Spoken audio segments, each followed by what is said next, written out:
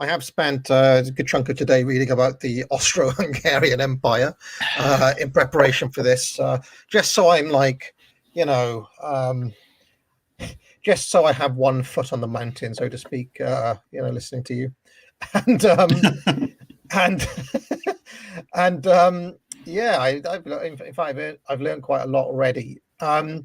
Now, just before we get going here, there's a couple of things I should mention up top, which is that last night I did an econ chat with Radlib and Lambda and who was the other person? Mad Merc was on the stream as well, and it was a kind of a 3-on-1 debate on intellectual property, where I was arguing for intellectual property and they were arguing against intellectual property rights, and it's led to raging debate all day. Like from the minute I got up until just now, people have been arguing in private chats, people have been arguing in, on Twitter, people have been arguing in the comments. This really seems to be an issue where people are, either one or the other. And I saw John D was calling everybody a communist earlier on, and so that was kind of interesting, and it's led me to consider actually doing a proper video on it, because I don't really like live debates, as everybody knows. I'm kind of shit at debates, to be honest, and it's never been my strong suit. So I'm thinking that I may have to make a proper argument over a video on it. Okay. And the other thing is, I noticed there was a stream sale today, and I basically have got about 50 games on my wish list, but I can't justify buying them all, right? So what I've done is I've set up a flash sale for courses on the academic agency. 3 courses, £100 off if you use the code FLASH, right? And hopefully that will be like, okay, I can now buy like all 50 games. I mean, we'll see. If one or two people buys a course, I'll be like, okay, I've justified capital outlay for like literally 50 games. Anyway, so the Austro-Hungarian Empire came into existence in 1867, if I'm correct. But this was the coming together of 2 pre-existing empires or kingdoms.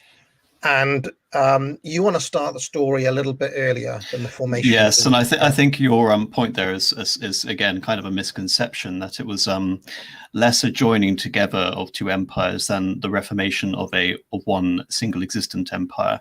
I think just in terms of explaining what Austria-Hungary is, and I'm going to be using these terms more or less interchangeably throughout the discussion just to avoid confusion. I just want to read out the full title of Franz Joseph after the Ausgleich, after the compromise which created Austria-Hungary. This title was something that all of the school children throughout the empire were required to learn, and I think it represents the absolute, you can say, vast territorial dynastic provinces which were in the emperor's ken. And so here's the title. Franz Joseph I, by the grace of God, Emperor of Austria, Apostolic King of Hungary, King of Bohemia, King of Dalmatia, Croatia, Slavonia, Galicia, Lodomeria and Illyria, King of Jerusalem, Archduke of Austria, Grand Duke of Tuscany and Krakow, Duke of Lorraine, of Salzburg, Styria, Carinthia, Carniola and the Bukovina, Grand Prince of Transylvania, Margrave of Moravia, Duke of Upper and Lower Silesia, of Modena, Parma, Piacenza, Guastalla, Officium, Zator, Chichen, Friuli, Ragusa, Zara, Prince Count of Habsburg and Tyrol, of Kyburg, of Gorzia, of Galicia, Prince of Trent and Brixen, Margrave of Upper and Lower Lusatia and in Istria, Count of Hohenem, Feldkirch, Bregenz, Sonnenberg, Lord of Trieste, of Kotor, and over the Vindicmark, Grand Voivoda of the Voivodeship of Serbia. So now, I mean, I don't want to bring everything back to video games, but if anybody's ever played Crusader Kings 2, that's someone who's done extremely well at Crusader Kings 2 and has refused to give out his lands, basically. Like, he's just kept all the titles for himself. I mean, I'm guessing that maybe they needed to form something because it was getting difficult to administer all of those. Like, how were they? Like, he must have been one of the most powerful people of all time with all of those titles. This chap, no? Oh, he's gone. Oh, sorry. There's a bit of confusion on my end. Yes, well, again, this is where it's confusing because Austria is, again, it's a dynastic union. It's the incorporation of all of these provinces which were, taken over by marriage. And this is where we get to the idea of a composite monarchy or Hausmarkt. Austria is a dynastic empire. It's not an empire based on a nationality like Russia or, France or, Britain extending its reach all across the world. Austria is an empire of the House of Austria, of the House of Habsburg.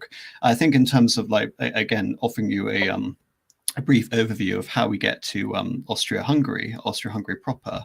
I'll just give the audience a brief overview of the history up to this point. So on this map here, we have Austria under the Habsburgs at its beginning, and what it would eventually become during the reign of Charles V, who was perhaps the most famous and the greatest of all the Habsburg emperors.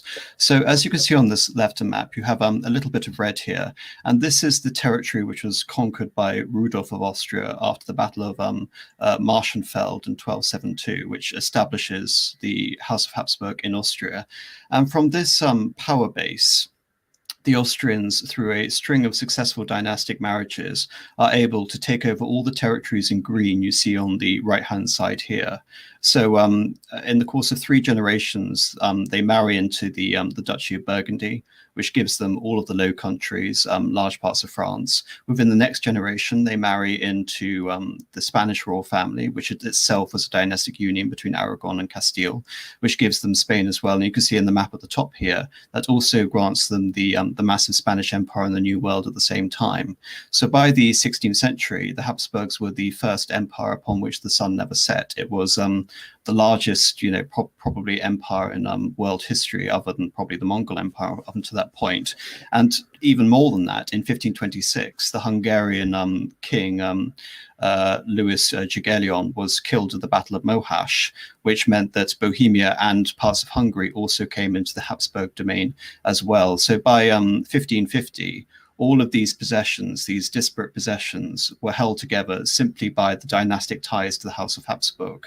The only thing that stopped it from being a united empire was the fact that Charles V decided to divide his empire into 2 possessions, one under Spain, led by Philip II of the Spanish Armada fame, and the other under his son Ferdinand, who would give us the Austrian branch of the family.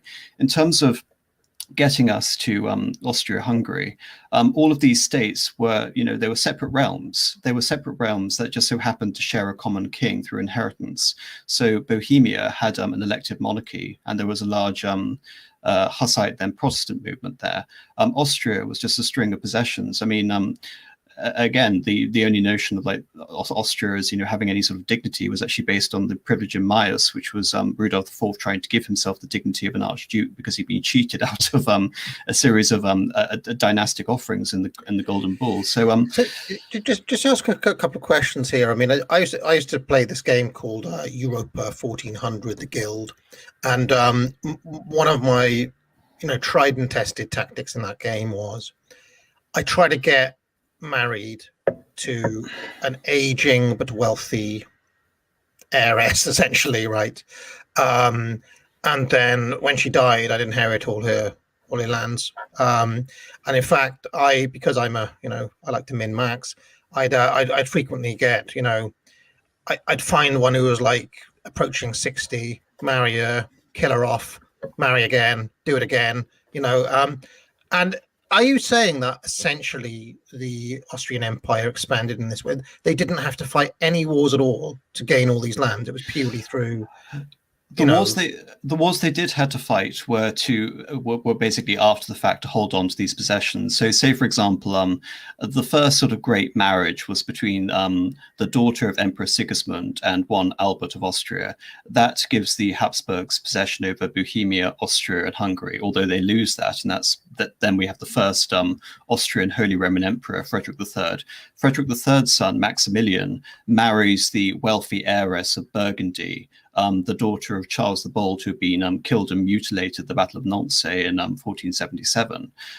The child of that offspring, which was Philip the Fair, then went on to marry Joanna, who was the eldest daughter of Ferdinand and Isabella of Aragon and Castile, respectively. And that union would then produce Charles V, who would inherit all of these titles, including the title of Holy Roman Emperor. Wow. So he was the Holy Roman Emperor on top of all of this. Yes, and you can see on this map here, there's a little black line, and those are the borders delineating the Holy Roman Empire. So not only did he have these green territories, which were his dynastic possessions, but the area within the black lines were also the territory over which he was nominally the emperor. Yeah, no, I mean, the Holy Roman Empire, if memory serves, I mean, the emperors are usually called Maximilian, I find, but this one happens to be called Charles. My understanding of the Holy Roman Empire was that it was a bit, how can I put it? It was more like the EU than like the Roman Empire, say. Is that fair to say? Yeah, so I hate to start shilling my own channel, but I've just I might as well. I've just done a series of streams talking about the origins and the you could say the original collapse of the centralized nature of the Holy Roman Empire.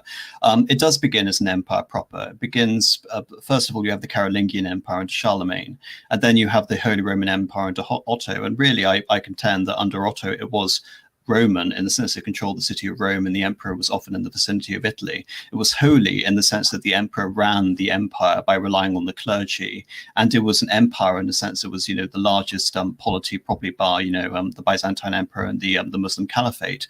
So it was an empire in the sense, had all of these facets to it. However, during the 12th and the 13th century, we see this titanic struggle with the emperors and the popes called the investiture controversy and the Guelph and the Ghibelline conflicts, which results in basically Lord siding with the Pope, Lord siding with the emperor, and this massive decentralization in Italy, which will then carry over into Germany. And after this decentralization, then you have a position where the Holy Roman Emperor is basically the titular overlord, but in terms of his actual power, again, it's negligible in many regards in terms of the actual sort of direct executive power he wields over the German states, which aren't green. I mean, without being too absurd, I mean, is it fair to say that the Holy Roman Emperor at certain points, I mean, by the 19th century, let's say, was more like a kind of Jean-Claude Juncker type character? Well, no, I mean Jean-Claude Juncker didn't have a massive constituency like the Austrian Empire. So otherwise, I mean, this is the strange thing about the Austrian. I mean, I'll quickly sort of get to that point. I mean, what is like the bedrock of the Austrian Empire? Well, as you can see on this map, it's these little territories in green: Bohemia, Austria, and Hungary, and all of these territories. Well, they basically maintain the same in terms of like the hold over the Holy Roman Empire. The biggest thing which destroys the unity of the Holy Roman Empire is the Protestant Reformation. First of all, you have the Schmalkaldic League, which is a union of small German states against the emperor. And then this massively increases with the 30 Years' War, which kills off something like 20% of the population of Germany. It's one of the most horrific conflicts in European history. It involves massive European interference from King Gustavus Adolphus of Sweden, from the King of France, and basically Germany is a smoking ruin at the end of it, and the emperor no longer has spiritual and temporal rule over his domains. So we have this is where we have the idea of Westphalian sovereignty, supposedly originates from this time, even though I think within international relations that's actually removed a lot of the historical context. Nevertheless, it results in a huge diminishment of the emperor's power. So, and also on top of that, in 1700, we have the extinction of the House of Habsburg in Spain. We have Charles the Bewitched, who is probably the best example of the Habsburg inbreeding policy. Most of the Austrian Habsburgs were always marrying off the Spanish Habsburgs, and as a result, you have this massively pronounced Habsburg jaw, which in the case of Charles II, Charles the Bewitched of Spain, actually meant he couldn't actually really physically eat anything because of. Oh my God! Look at the state of this guy. Yes. This is Charles the Bewitched. Okay, so there we go. All right. Yep. So yes, I think that illustrates my point. That's actually quite a flattering picture in the grand scheme of things. But he dies childless in I think it's 1700, and he leaves his throne to the King of France and his will to one of his grandsons, who then becomes King Philip, and this precipitates a massive war called the War of Spanish Succession. And towards the end of the war, Spain is lost to the Habsburg irrevocably. It becomes a Bourbon possession under a different branch of the family. However, the Habsburgs hold on to most of their possessions outside of Spain. So as you can see on this map, they hold on to Naples, they hold on to Milan, and they hold on to what is Belgium, because of course the northern part of the Netherlands have been lost in the Dutch revolt in the 1580s, etc. And from these possessions, I mean, we get even smaller. So the issue here was that the Emperor Leopold was a great emperor in the sense he'd been successfully able to resist the Turks invading Europe. In 1683, they had attacked Vienna and almost taken it under the reign of Ottoman Sultan Mehmed IV. And due to a coalition of the Holy League, the Austrians and the Poles under King Sobieski, the Ottomans were forced back. And then the famous commander of the Austrians, Eugene von Savoy, carries out this massive reconquest. So most of Hungary, which had been occupied by the Turks until that point, was retaken by the Austrians, which were titular kings of Hungary. And so the empire massively expands into the east. And as a result of the War of Spanish Succession, they hold on to all of these territories as well. However, there's a problem because Leopold dies and he's succeeded by his son Joseph. Joseph dies without a male heir, and he's succeeded by his brother Francis. Francis too has oh, sorry, my confusion. Charles VI. Charles VI. Again, I'm doing this most of memory. This is principally my area of expertise, so to speak. So I haven't had much in the way of notes for this discussion. But Charles VI comes in and he wants to give his daughter Mary Theresa full inheritance of the empire. And just to put this in perspective, most German possessions has something called the Salic law, by which the male could only inherit, by which female succession was banned. And so potentially all of the Habsburg dominions with all of their different succession laws could have dissipated, and as with many sort of dynastic claimants, it could have just been inherited off by different families. So this is when we have the pragmatic sanction of 1712 and 1713. And the significance of this pragmatic sanction is that it consolidates the Austrian territories into one inheritable domain. So really, in terms of having an Austrian realm, a dynastic realm of the House of Austria, or what historians would refer to as a Habsburg monarchy, for lack of a better word, because this wasn't referred to as the Habsburg monarchy during the time. This was referred to as the domains of Austria, the realm of Bohemia, etc., the crown lands of Hungary, etc. All of these were to be inherited by Mary Theresa, but even that wasn't enough. When Charles died, all of the kings of Europe, started demanding more. So the Brits demanded that the Austrians cease their attempts to create a colonial empire in the Ostend Company. The French want to expand again into Germany at the expense of the Austrians. The Prussians, which had just been established as a kingdom in 1701, want to take over the richest possession of the empire, which is this area in the north here, which is the region of Silesia, which is now part of Poland. And all of these factors happened at once. And after 8 years of grueling conflict, Austria loses control of the Holy Roman Empire. You have a Wittelsbach on the throne, and only through marrying the Duke of Lorraine, Francis, is Mary Theresa able to allow her family to hold on to the dignity of the empire at this time. So after all that, the empire is basically reduced to this core of Bohemia, Austria, and Hungary, with a few extraneous territories such as the Duchy of Milan and what we now know as modern-day Belgium. And this is, the basis of what we can see recognizably as Austria, and would later, develop into Austria-Hungary. In terms of, like, again, cutting a long story short, this empire is routinely under attack from the French during the French Revolutionary Wars. The French Revolutionary Wars, of course, unleash Napoleon. They unleash the French are able to annex virtually all of Germany on the west bank of the Rhine. They're able to drive the Austrians out of Italy on several occasions. First in Napoleon's original campaign in 1796, and then during the Battle of Marengo at the War of the Second Coalition. And Austria is routinely in this position where it's beaten again and again and again, and it's losing territory after territory. So after the War of the Third Coalition, Austria loses catastrophically at Ulm, and it loses catastrophically at Austerlitz, and loses Tyrol, which, as you can see on this map, Tyrol is the Alpine possession here, had been one of the most ancient of the Austrian possessions. And it looked like Austria was going to be doomed to the position of basically a client state of France. But it was surprisingly plucky, I think is fair to say, during this time. When Napoleon encounters his great disaster in Spain, just for people who don't know, he invades Spain expecting a complete walkover. And it results in one of the most horrific and grueling and protracted wars in human history. This is where we have the origin of guerrilla war.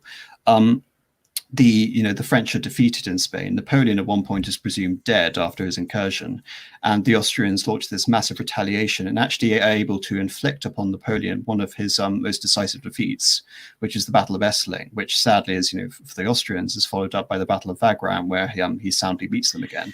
Can I just ask a very quick question here? How long did the Austrians have control over Spain?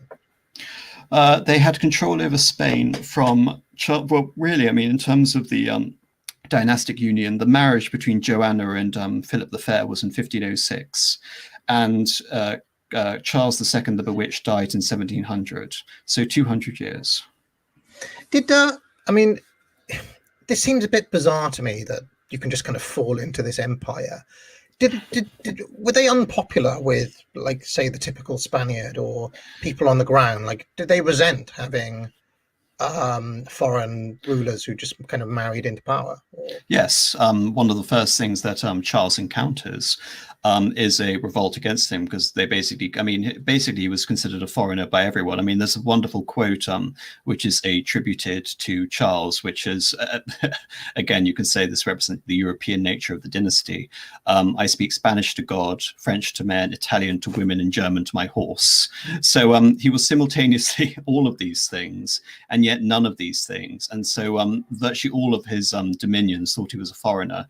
The Spanish thought he was a German. The Italians thought he was a German. The Germans thought he was a Burgundian, and the Burgundians thought he was a German.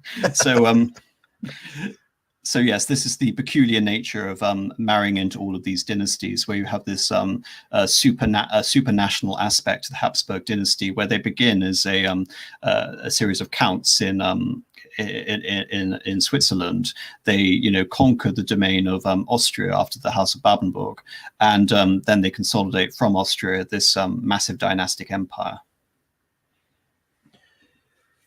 Great. So where have we got up to now? We're still setting the table to get to 1815. So let's So here it is. As I mentioned, Napoleon was routinely defeating Austria again and again, even though we had the bloody nose at the Battle of Essling. Of course, from that point of view, he again forces Austria into another alliance, annexes parts of Croatia, and then invades Russia in 1812, which hopefully most people in the chat will know about Napoleon's failed invasion of 1812. Napoleon reaches Moscow. The denizens of the city burn Moscow down. Napoleon waits too long. His army retreats, and it starves during the retreat, resulting in the loss of about 500,000. Oh dear, we've lost it. I'll just continue if that's all right. I am here. You can hear me, can't you? Yes. For some reason, I can't see you on the live feed. I've tried to make the map bigger so that people can see. And I mean, for the benefit of Americans, whereabouts is Croatia here? Okay, so you see gold here. Right. The Empire of Austria is gold. Croatia is the little bit straddling the Ottoman Empire and Austria and the Adriatic Sea, right in the middle of the map. Yeah. Yeah. So there you go. Because like Americans, they know UK is here, but basically this is just a blob to them. So I'm just trying to help them out. All right, carry on. Yes. Well, again, this shows the versatility of Austrian diplomacy. After the defeat of the Fourth Coalition, the Austrian defeat at the hands of Napoleon, the Austrians had actually married into the Bonapartes. Mary Louise, the daughter of the Emperor Francis. Francis was also the last emperor of the Holy Roman Empire and the first Empire of Austria. And I know I've sort of brushed over that, but just to give this a bit of perspective, the Holy Roman Empire basically exists until 1806. In 1804, Napoleon had made himself Emperor of the French. In response, Francis also made himself Emperor of Austria. From 1804 until 1806, he was briefly emperor over both Austria and the Holy Roman Empire. It was called the Doppelkaiser. And really, it was just to signify the fact that if Napoleon were to actually dissolve the Holy Roman Empire, he would still retain an imperial dignity, and he wouldn't lose it as a result of losing the Holy Roman Empire. And of course, this was prescient because during the War of the Third Coalition in 1805, Napoleon overruns Germany. In 1806, he defeats Prussia, and virtually all of Germany is under the control of France, and it's reorganized by Napoleon into the Confederation of the Rhine with himself as the protector. So the Holy Roman Empire is basically dissolved, and Napoleon pushes himself into the position of the traditional role of the Holy Roman Empire, protecting the German principalities. And Austria is reduced to this, second fiddle within Europe. And in order to survive, Metternich, the foreign minister, allies Austria diplomatically with France in order to survive, because Prussia had been dealt, very harshly in a previous peace treaty, losing most of its possessions and being reduced basically to a second-rate player. All of this, however, is changed by Napoleon's defeat in 1812. The Prussians immediately turn against them. Britain is already at war, and the Allied armies of the coalition are pushing through Germany, and this gets the Battle of Leipzig. Now, just before here, the Empire of Austria finally realizes that Napoleon will be defeated. They switch sides, abandon their marriage alliance, and to deliver a massive defeat against Napoleon, the Battle of Leipzig in 1813. In 1814, they invade France itself, and Napoleon is defeated, and he's shipped off to Elba, just near Tuscany in the south here. Hey, can I just ask a very quick? I mean, it's only a kind of tangential question in a way, but when the mid-century Germans talk about the Third Reich, is the Second Reich that Holy Roman Empire that ends in 1806 or whatever? No, the First Reich traditionally is the Holy Roman Empire. The second, because again, it's also colloquially known as the Holy Roman Empire of the German nation. I mean, it used to have vast possessions in France. It used to have vast possessions in Italy as well. But after 1648, after the 30 Years' War, with the exception of places like Belgium and areas which we now no longer consider parts of Germany, like Silesia and Bohemia, which is now Czechia, all of these areas were part of the Holy Roman Empire. And so basically the Holy Roman Empire became synonymous with Germany. And so it became a German realm. The Second Reich is, of course, referring to the Kaiserreich created by Bismarck under Prussian leadership. Right, got it. Okay, I've never been quite sure, because for some reason in my mind, the First Reich was some old, like, medieval Christian kingdom or something. It wasn't. And indeed, it was. It was. I mean, it lasted a very long time. I mean, to put this in perspective, the Holy Roman Empire lasts from 962 until 1806, so nearly a millennia. Right, I didn't realize it had continuity for that long. Okay, that clears that up. I'm learning something. Okay, excellent. Carry on. Well, wonderful. So here we get to the Empire of Austria. Now, if it's okay, I've got a link which I just want to put in the chat here, which is a link to a stream I had with Prudentialist a while back, which covers what I refer to as the age of Metternich, and I discuss a few base sources. One, the Occult War by Duponchon and Malinsky. In this, this basically, considers what Metternich's role is in undoing the effects of the French Revolution and why the Empire of Austria is so significant. First of all, the French Revolution had extended, the reach of French institutions, French laws, and French ideas all across Europe by force of arms. Napoleon referred to himself as the revolution on horseback, essentially, and from here, we have Metternich, who is basically the intellectual response to this this conquest by Austria, this conquest by France.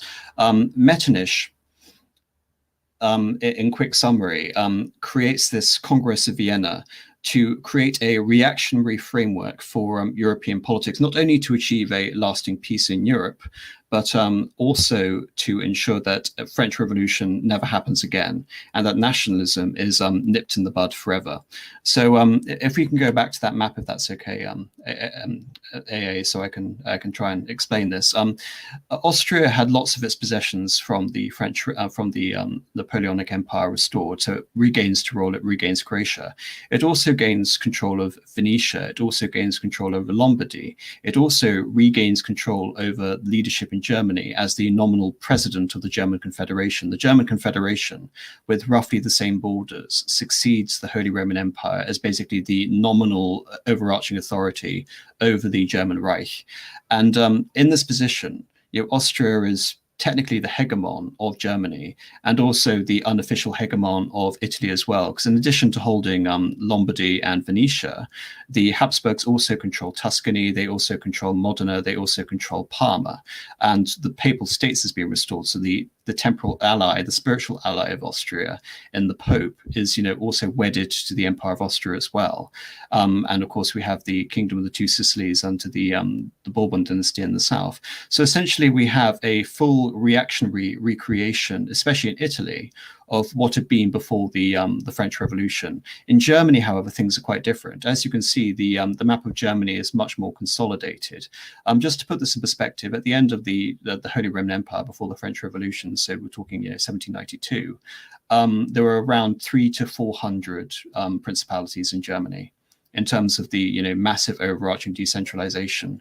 And Napoleon and Metternich reconsolidate this into around 40 new principalities. So he can't turn back the clock in terms of restoring these ancient principalities. Nevertheless, the idea of a united Germany is something that Metternich wants to quash. He also institutes something called the Holy Alliance, the Holy Alliance being Prussia, Russia, and Austria. These are three nominally reactionary powers who are wedded together, and their raison d'etre is again to defeat the idea of any sort of revolutionary upheaval in Europe, from ever engulfing Europe as had done during the French Revolution. And to make this even better, rather than punishing France excessively for the French Revolution, the coalition powers affect a regime change in France. Napoleon is removed. He briefly comes back during the 100 Days. He's defeated at Waterloo, and he's exiled definitively at St. Helena, where he'll die in 1821. France is restored to the old Bourbon kings, the dynasty of Louis XVI, who had been executed in 1793. And with that, France is actually brought in as a member of this network of reactionary kingdoms to ensure that, again, revolution doesn't encroach upon Europe ever again. And Austria is at the heart of this. Austria is the diplomatic heart, it's the political heart. And in many senses, with the exception of Austria, it is the second most powerful military empire. So just in terms of where Austria was and why Austria is significant, Austria is, you can say, the most exalted and dignified territory in Europe during this time, and it is the center of this European alliance. Essentially, the equivalent structure of you can say a reactionary European Union. However, unlike the European Union, they don't create overarching European superstructures, and the premise of this reactionary alliance is based on goodwill by the monarchs, basically acting for the interests of this grand reactionary policy, this universalism, which is aimed at curbing the French Revolution. And of course, this is why it fails, because Austria itself isn't powerful enough to impose this by military authority on the other countries of Europe. And so once countries of the coalition begin to betray this reactionary mindset, the whole system begins to fall apart. So the first countries that sort of fall are Britain, of course, because it prioritizes maritime trade over the reactionary settlement in Europe. Of course, it was never a passion member of it anyway. It was more or less concerned with preventing new wars sparking in Europe, and and preventing the return of Bonaparte. Now that that's been that situation has been resolved, they're now focusing on expanding their empire all across the world, and will in fact engage in rather a reckless foreign policy with regards to Italian unification and buttressing the Ottoman Empire, etc. The Ottoman Empire, as we mentioned from our stream on the Ottoman Empire AA, is dissolving, and one of the most controversial aspects of Metternich's policy is the Ottoman Empire also has a role in this as well. The Ottoman Empire has to be stabilized in order to uphold the system.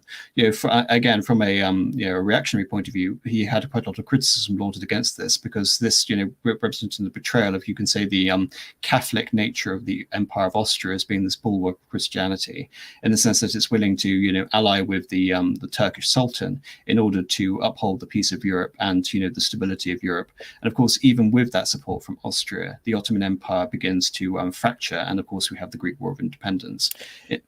Can I ask a little question about this reactionary alliance that you're talking about here? Sure. If I was reading a Marxist account of this period of history, they would purely talk about them in terms of their class interests, right? That they're this is a liberal revolution because people are rising up, they're sick of being downtrodden, blah blah blah, and these reactionary forces are just the kind of relics of history trying to hold on to their power. Is there another way to describe them than that, or is that essentially what would the Marxists be correct in that analysis? No, what well, obviously I would fundamentally disagree with the Marxist analysis, but no, from the Austrian point of view, from the Metternichian point of view, this is undoing 20 years of constant social upheaval, civil strife, and constant warfare. As you've mentioned on your streams, it's not only the fact that the revolution has to work in France, but the revolution has to be extended all across the world, and the rest of the world must embrace our new ideas, i.e. liberalism.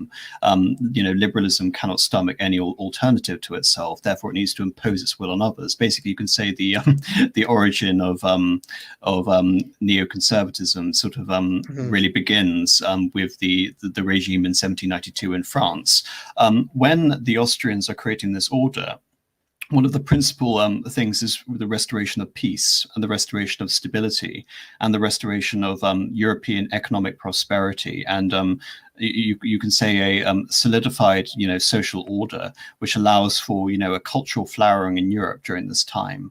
And indeed it's successful. I mean, from 1815 until 1848 we have one of the most protracted periods of peace in all of European history up until that point, and that really is the legacy of Metternich. In terms of when these powers begin to betray the system, France, of course, is the regime. The regime there under Charles X is defeated in 1830 when he tries to restore fully the prerogatives of his absolutist position as King of France in the ordinances of Saint-Cloud. And we have a rival house, the House of Orleans, who usurp his chosen heir, the Comte de Chambord, Henry V, and Louis Philippe d'Orléans becomes the new King of France, and affects this.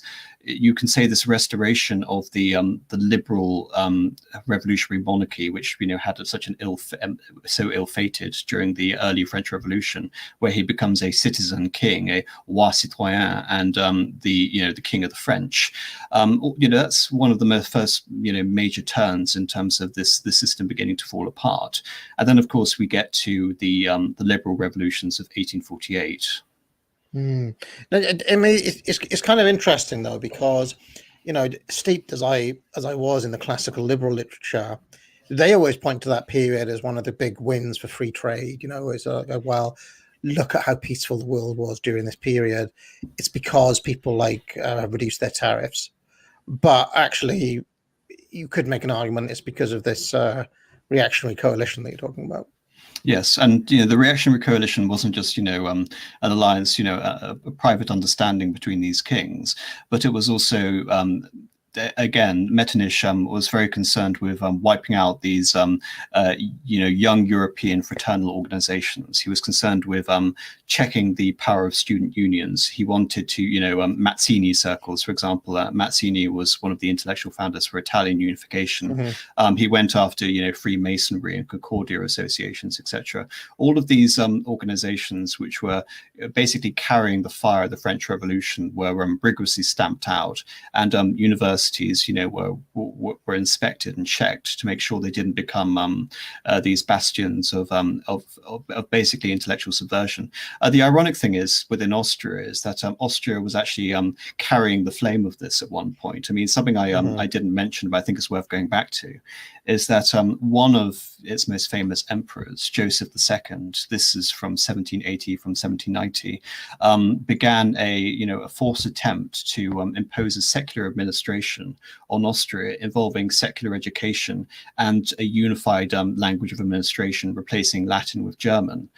German, of course, because many of the denizens of the Austrian Empire, the urban dwellers, for example, were German. It doesn't matter where you were in the empire, whether because of the Aussiedlung or because of the Swabian German populations in the 18th century.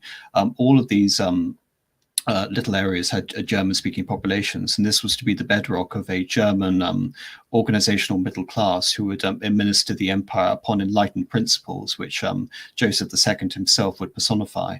And because of this caused, uproars throughout, all of the Austrian Empire. And he, declared upon his death that, I have died a complete failure, essentially. But I think I think it's important to consider that this whole idea of the Enlightenment, it wasn't just imposed by the French Revolution, but many monarchs wanted to impose it on their realms themselves, whether it be Catherine the Great of Russia, or Frederick II of Prussia, or Joseph II of Austria, simply to increase the centralized efficiency of his domain, and basically to centralize absolutism. This period is called enlightened absolutism. So when we have the return of the Austrian Empire under the reign of now Francis II, now Francis I of Austria, we have this return of the alliance between the church and the state. So secular education and these Josephine schools are targeted, and now it's clerical education that has made a comeback. So really, what you can say is that the French Revolution sort of makes people realize the folly of accepting these Enlightenment principles, without basically understanding the broader implications. Is this the gentleman in question?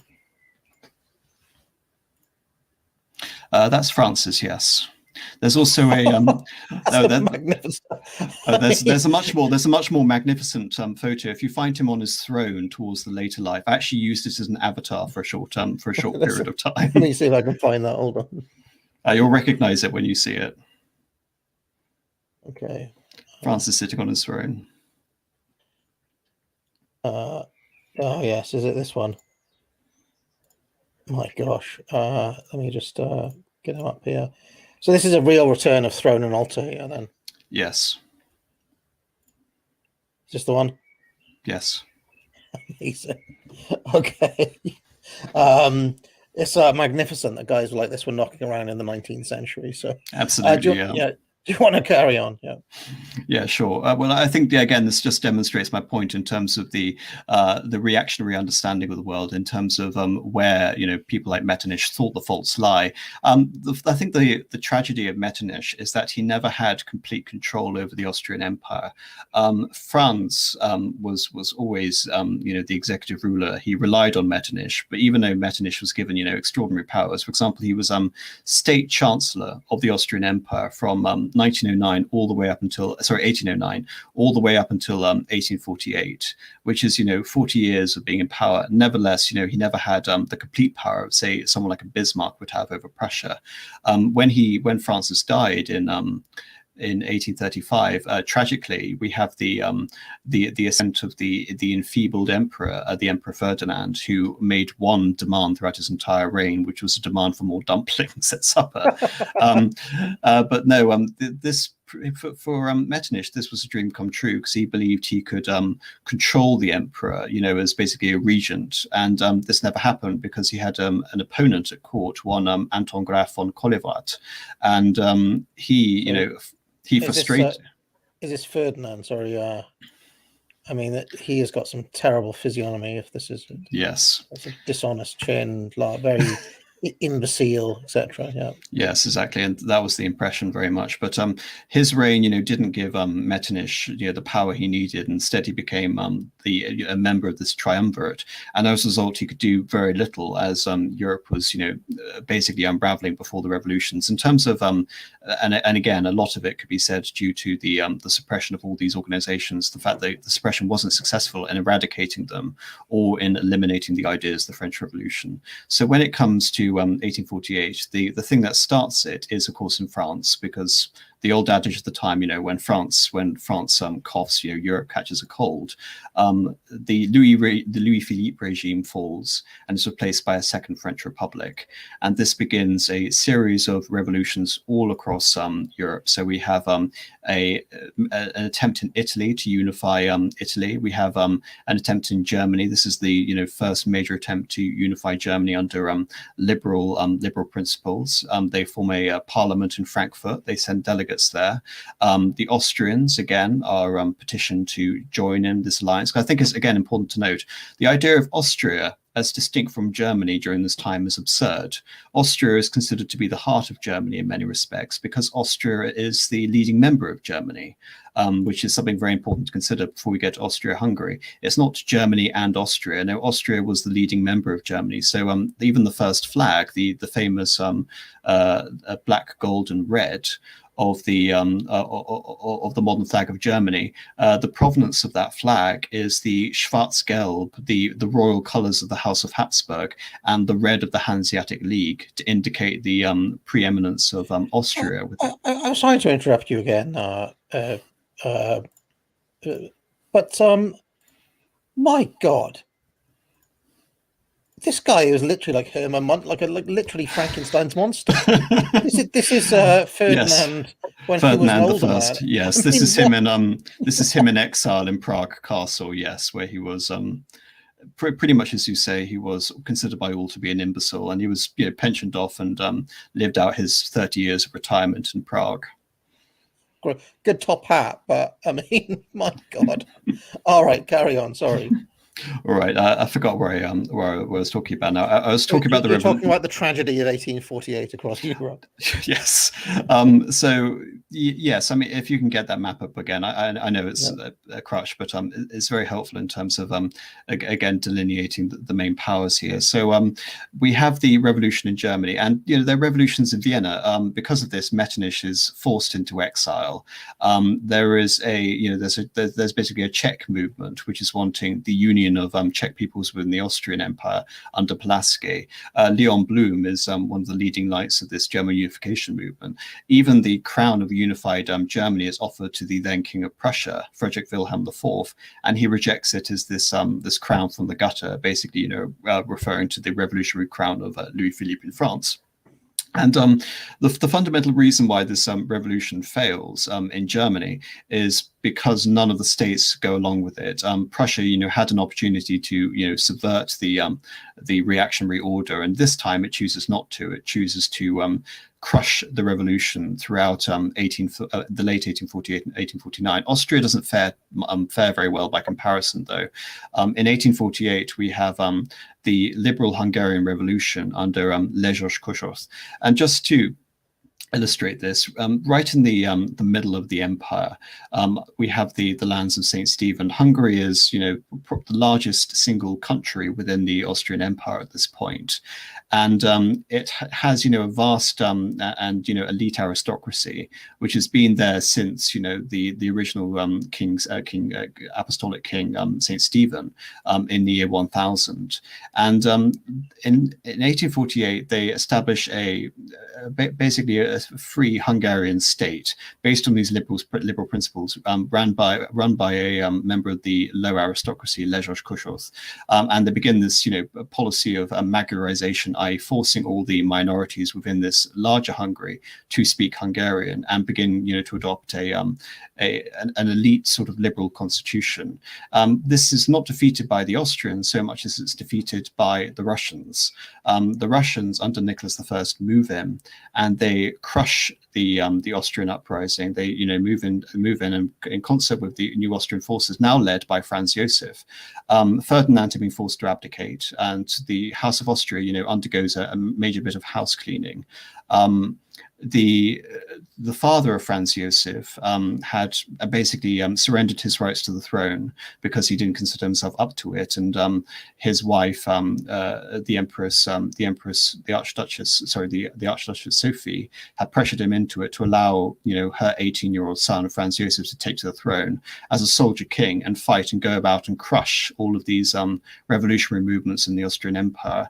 Him and his Prime Minister von Schwarzenberg do just that. From 1848 until 1849, we have a major mopping up of all of these insurrection movements with Russian support. For Austria's point of view, in terms of their moment to shine, we have the amazing campaign in northern Italy, led by the then 80-year-old Marshal Radetzky, who completely annihilates the Italian armies and defeats King Charles Albert of Piedmont, who had attempted again to unify the Italian nationalists under his own command. And Austrian rule in Italy is confirmed. So all across Europe, the actual tangible effects of 1848 in Austria are they're seriously reduced, and Franz Joseph comes at the head of an empire which is stronger than ever in many respects, even though you have the spectre of Russian interference within Austria and that debt that Austria owes to Russia lying over it. And this is, from 1848 until 1859, which you can say is, the first 10, 11 years of the reign of Franz Joseph. We have this golden age called Austrian neo-absolutism, or Bach's absolutism, where we really have under his interior minister von Bach, Schwarzenberg dies in 1853, this reconsolidation of the fundamental core reactionary values of the empire, the throne and the altar, the alliance between the church and the government, and again the church being exceptionally useful in basically buttressing the social order of the empire, and also making sure that the aspirations, the territorial national aspirations of the empire don't get out of hand. And again, very few concessions are made during this period. I'm trying to get a younger picture of Franz Joseph. Let me see. I mean, this is not that young, but it's young. He's usually old in the pictures, but this is him, right? Yes. So there we go. That's him around age 30-ish. Yeah, it's about 18. Well, this is at the compromise that you're going to get to. So yeah, so this is 1867. Yeah. So there you go. Yeah. So yes, and this is getting to the compromise, because obviously from this point of view, how do we get here to Austria-Hungary? Because it seems like a vast amount of things happened during this very short amount of time. As I mentioned, what is the fundamental failing in Metternich's new world order after the French Revolution? It's reliant on all of these nations collaborating with Austria, and of course they do not. So first of all, Russia decides to, as we discussed in our Ottoman stream and indeed our Russia streams, I won't cover this too much in detail. The Russians invade the Ottomans, the British and the French go in response, and this begins the Crimean War, and the Austrians do not support the Russians, despite the fact the Russians had aided them during the 1848 revolutions. And this begins, you can say, the fracturing of the Holy Alliance and the enmity between Russia and Austria, of which, of course, had been stalwart allies during this entire period. Not only for political interests, but also for ideological interests in terms of them upholding the neo-absolutist world order. So that's the first nail in the coffin. It's 1853, what the Russians believe is the Great Betrayal. The second great foreign policy movement during this time is Napoleon III, the nephew of the original Napoleon, Louis Napoleon, comes in and becomes Emperor of the French through an internal coup after he had been briefly elected as president of the French Republic, and he wants to reacquire French possessions in Italy, namely Nice and Savoy. And so he basically becomes, you can say, the pawn in the great plans of the then Piedmontese prime minister, one Cavour. Cavour wanted to unite Italy under the Piedmontese monarchy, and the French were happy to go along with this project so long as they got the restitution of these territories, which now make up the modern regions of Nice and Savoy. And as a result, France went to war with Piedmont against Austria. You know, as I mentioned in the first campaign, the French hadn't sided with the Piedmontese. Now they have French support. The tables have turned, and the Piedmontese-French alliance deals the Austrians a decisive defeat at the Battle of Solferino. I think it's also important to note, in terms of, again, how much of a world away this was, both Napoleon III and Franz Joseph were there commanding their armies in person at the Battle of Solferino in 1859. Yeah, just a quick question on this Franz Joseph. I mean, here he is as an older man. Was that plan of him like coming in at the age of 18? You know, was he a very, very capable military officer then? On top of yes, he was considered. He was, brilliantly educated. He was meant to become emperor, although his succession was sped up due to the renunciation of his father. And nevertheless, yes, he was picked principally because he was a soldier, and he was meant to quell all of these uprisings within the empire. So yes, the soldier king aspect was a very core aspect of the installation of him as emperor. But interesting, because we're not a million miles away from the Avolian king or something. You know, where, I mean, what I'm saying is, when we read about throne and altar and the idea of a warrior king and so on, it seems so distant and it seems so like medieval in a way. But these are people like, I mean, he died during the First World War, you know. Yes. So I mean, we're talking about people who were, around just over 100 years ago, you know. Yes. Absolutely. I mean, he was, the Avolian king, and almost its pure principle, because, of course, Evola wanted a European king under a Christian aegis. And the closest thing in terms of a Catholic emperor, really you can say the successor of the Holy Roman Empire, and therefore the successor of Rome in the West was Franz Joseph. And so yes, in terms of that pure Avolian ideal of the Ghibelline king, commanding his forces into battle under the aegis of this universal, Catholic ideology, the European emperor, Franz Joseph really did personify that in some regard. I found him young, by the way. That's him when he was, a much younger man. All right, that's very interesting that you have these characters around, though. And I would say almost none of this is taught anywhere. No, it's one of the reasons. It's one of the reasons I became fascinated with this period. Is not only due to the fact that we're basically taught virtually nothing about it. I mean, all of this stuff. I began really to go into detail at postgraduate level. I was barely taught any of it before then. It's simply due to its absence. But again, the more I read about it, the more it becomes, an essential aspect of the European story. And again, not only that, but this holdover of old Christian Europe. Again, you can say Russia and Austria side by side were the lasting lights of this the Roman ideal in the West and the Roman ideal in the East. So just to pause a little bit to try to orientate ourselves. So you're giving us like the grand sweep and you're talking about the big leaders and so on, but the historians of the Annales school, like Fernand Braudel and these types of characters, will say, yeah, but all of these rulers, all of these kings, what does it matter? What were the changes in the everyday life? Like, what were the rhythms of life in this, under these sorts of rulers? And I think in the liberal imagination,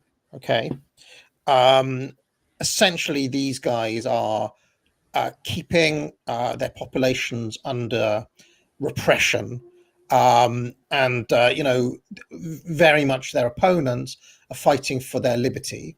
And if you, I'm sure if you read the propaganda, from their side at the time, and they would have been saying those sorts of things. Can you give people a kind of quick impression of what life for the ordinary person, the ordinary Austrian, may have been? I mean, how was life in Austria? Were they far behind in technology and culture, and were people just living as kind of medieval peasants, or yeah? That's my question. Well, yes, in terms of the obviously the announcements, I mean, the Identity of France is one of those formative books. It's a shame we don't have something equivalent to that of Austria. I mean, you bring up the subject. I mean, it's almost fortuitous. When I get around to the subject on my channel, I'm starting a series called An Anatomy of Austria. And essentially what I want to do is I want to take every crown land of the Austrian Empire, of which there are so many, and I want to go through ordinary life and the urban centers and the culture of these regions. And I want to juxtapose it with what happened after the collapse in 1918 and see how these areas were transformed. In terms of the ordinary life, I mean, it depends where you are. I mean, Vienna is in 1850, say, for example, the population of Vienna is around 400,000 people. It's one of the largest cities in Europe. It's also one of the most elite cities in Europe. It's together with Paris and Vienna are the cultural and diplomatic centers of Europe during this time. And so within Vienna, etc., you could say that it is the height of sophistication and technological innovation. And of course, as you are well aware, economic and intellectual thought emanating from this time. I mean, when we get to cities like Prague, I mean, Prague, we don't really consider it now, but Prague used to be one of the continuous capitals of the Holy Roman Empire. It was an ancient city with incredibly proud tradition dating back from the medieval era, and again for comparative to the rest of Europe at the time, relatively well advanced. Weirdly, when we go to the possessions such as northern Italy, these were again relatively backward. The literacy rate was again relatively low, and when we get to Hungary, we have an even sort of low rate of literacy. Nevertheless, we have the situation in the country where life, I mean, for the peasant, I mean, the difference between somewhere like France, and somewhere like Austria, is that Austria had undergone this major upheaval the lands of Hungary because of the Ottoman invasions. Basically, half of the empire you see on this map had been taken over by the Ottomans, and you also had a major militaristic Ottoman landowning class. And after the conquest in like the 17th century, all this Turkish military class was basically evicted from Austria, and it was repopulated by Germans. So weirdly, there were massive social changes originating through this period. Why they brought over Germans was for ease of administration, but it was also to repopulate these frontier areas against attack from the Ottomans as well. So you have this this hodgepodge of ethnicities all coming together. You have these great urban metropolises, and you do have a principally Catholic population. I mean, 80% roughly of the population were Catholic, even though towards the east, towards what we now know as Romania, what was then known as the Seven Hills, Siebenburg, and Transylvania. You had Protestant enclaves, you had Orthodox enclaves. Within the east, cities like Krakow and Lvov, Lemberg were again, probably Krakow was probably the wealthiest part of what we now know as Poland. But of course, as you can see on this map, Poland did not exist at this point as an independent country, whereas areas in the Bukovina or in eastern Galicia were incredibly poor. So the empire, in many senses, is a realm of great extremes. And again, there's no, as I mentioned, you were beginning this with that title, there is no sort of linguistic continuity apart from these sporadic areas of German urban development. You have all of these regions, like the East Galicians, who have been there since the 8th century. In terms of those people dwelling there, all under these different successions of rulers. So, yes, so it's more cosmopolitan than you might imagine. Yes. And I mean, from my understanding, how can I say, because of this multinational, cosmopolitan nature of this, even though it was reactionary, it wasn't nationalist, and in fact, nationalism was counter to the interests of Franz Joseph and the other emperor. This is not it cannot be nationalist by its very nature, yes, because it's multi-ethnic, multinational, yes, etc. Yes, this isn't a nation state in the way we'd understand it. Like I said, this is a dynastic union of all of these states, which were consolidated over history by the Habsburg dynasts. And as you can see on this map, all these little red areas represent all this these German migrations. So that there isn't you can't really find a single consolidated ethnic region in the empire which doesn't have some of this overlap. And this is where we get to really the decline of the empire and why Metternich was so intent on preventing Italian unification and German unification. It was because it wasn't just that nationalism has to be defeated within Austria. Nationalism had to be defeated all across Europe as well. And this idea of dynasty and universal ideas such as Christianity were more important than the idea of the nation state, because once you accept the idea of the nation state, all of these ethnic groups are going to start demanding their independence. He had seen this, Franz Joseph, with the Hungarian Revolution of 1848, and it had been completely suppressed in 1848. However, the empire isn't in a strong position now. After 1859, the empire has been militarily defeated. In addition to 1848, it come back after 1848 and 1849, but after 1859 it has to cede territory for the first time since the Napoleonic Wars. So it cedes. I also wanted. Sorry, when I asked that question about the culture and so on, I wanted you to mention Beethoven, basically. To basically highlight the fact that this was not just a place of culture. Vienna in particular was. Sorry. I'll go over that now. Yes, it was the center of high European culture. I mean, you mentioned Beethoven. Of course, there was Mozart. Of course, there was Haydn, and of course, when we get to what the Americans refer to as the Biedermeier period, we have Schumann, we have Schubert, we have again great figures like Mendelssohn, all coming to Vienna and all under this tutelage. And this great sort of cultural outpouring, especially most of the musical tradition of classical music, emanates from Vienna at this time. And of course, this was also sponsored during the reign of, as I mentioned, Joseph II, the enlightened despot. So yes, in this regard, Austria, as much as France, was one of these centers of Western European civilization. Just, I don't want to get off on too much of a tangent, but this is the cigar stream after all, where I like to think about ideas. In your knowledge, have the liberals ever tried to account for the extraordinary production of culture in this quote unquote reactionary, repressive, backwards, conservative, how did the liberal theorists account for if you've been to, you mentioned Prague, if you've ever been to any of these cities, they're gorgeous to go to even today. And all of the stuff is built during this period that we're talking about. So how do they account for that, or do they not really discuss it? In terms of, well, again, it's this bizarre sort of, obviously the historiography, the mainstream historiography this is a outdated ancient empire which is doomed to die. That's basically the narrative which is always played, and basically World War I provides the coup de grace, which allows this empire to die. Basically, it's it's going to fall on the ash heap of history. It's this medieval holdover which isn't in step with the times. At the same time, they're praising Sigmund Freud. They're praising the cafe culture in Vienna. They're praising all of the intellectual and cultural innovations. They're praising the secession movement. They're praising Gustav Klimt. They're praising Schiller. They're praising Mahler. They're praising, most importantly, from their point of view, the amazing cosmopolitan and Jewish aspect of the empire as well. I mean, not only did the Austrian Empire have such a large Jewish population, which was so influential intellectually and economically, but they even had a variation of Gott erhalte Franz dem Kaiser, the anthem of Austria,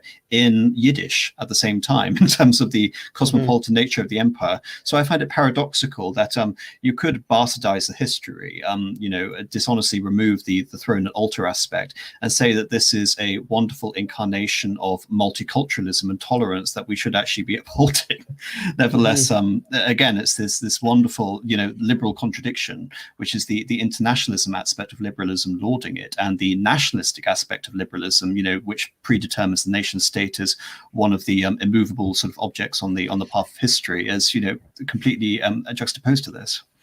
Yeah, and since you mentioned the the well-known cultured Jewish population of Vienna. Of course, the Austrian economists came from this set.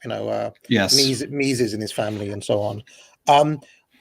I guess one question I have on that is, did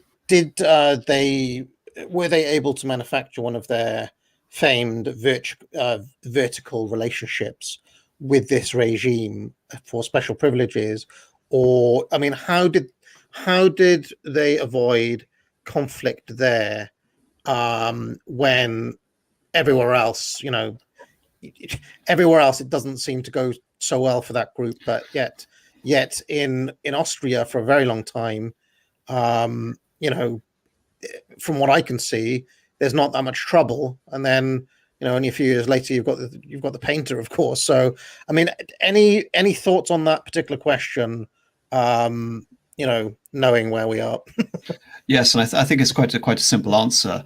You have all of these ethnic groups within the empire, and the emperor can't claim to be beholden to any single group because there isn't one group which has mastery over the empire.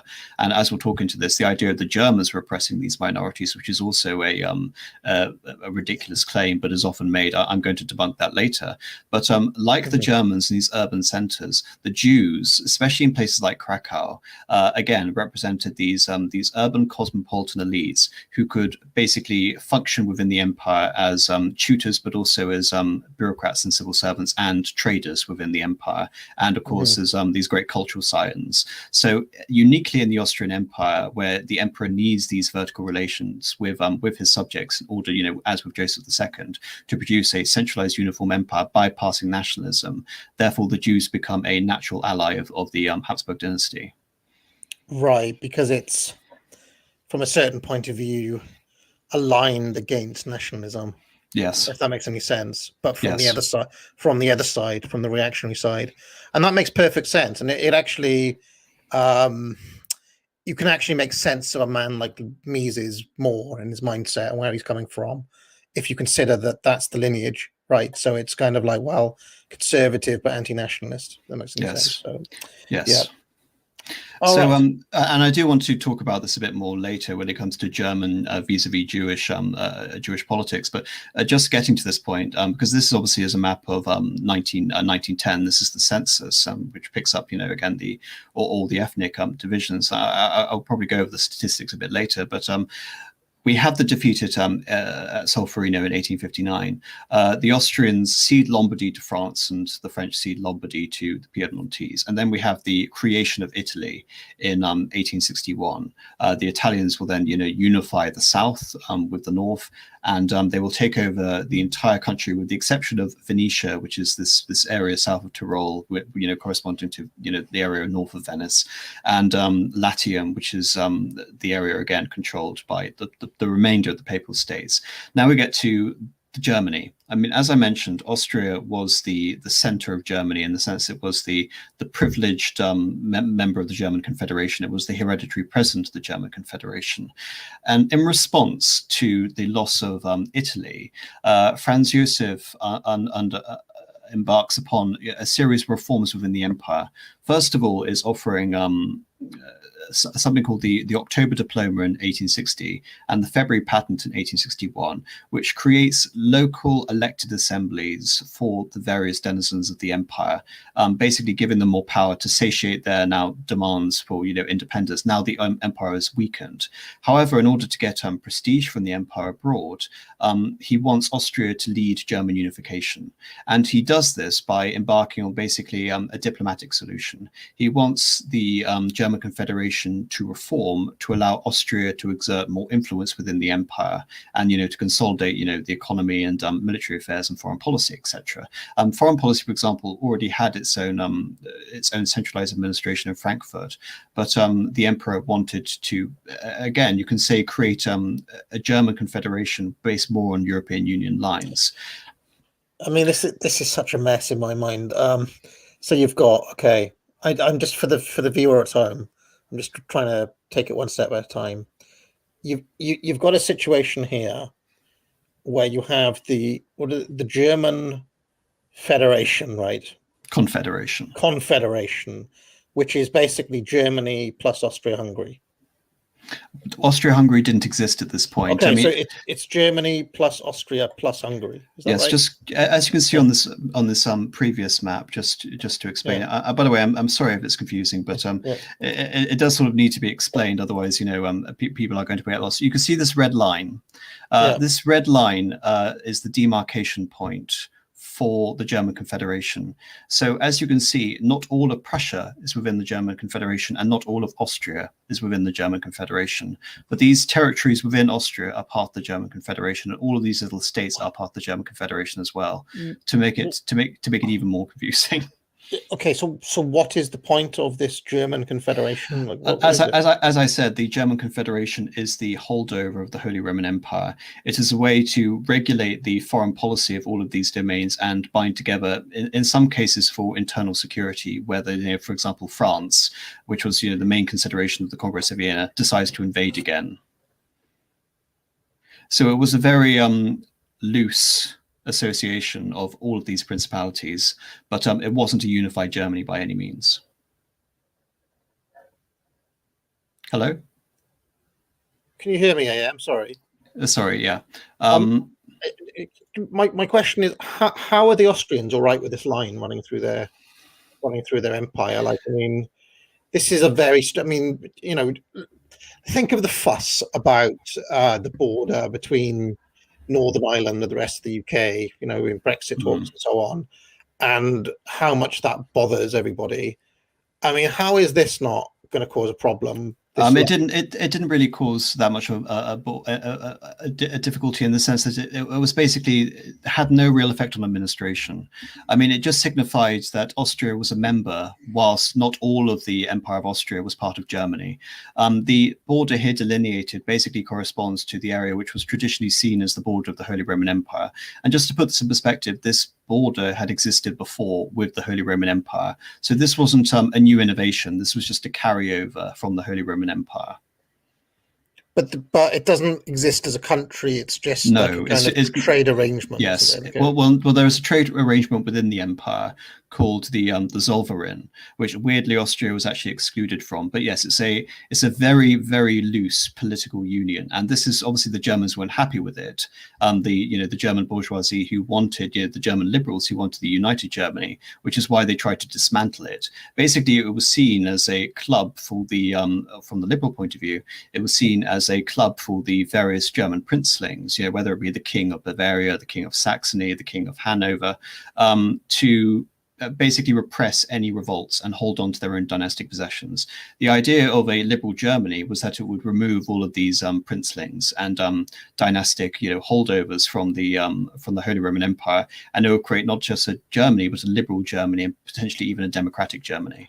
Ooh, terrible idea. The Germans aren't liberal people. Anyway, let's carry on. Here we have Bismarck.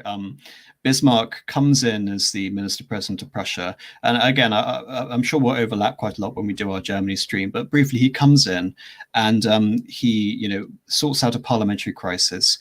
Together with Austria, he invades Denmark in order to confirm his position. Now he basically abolished Parliament, and the Austrians and the Prussians are able to gain this possession in Denmark.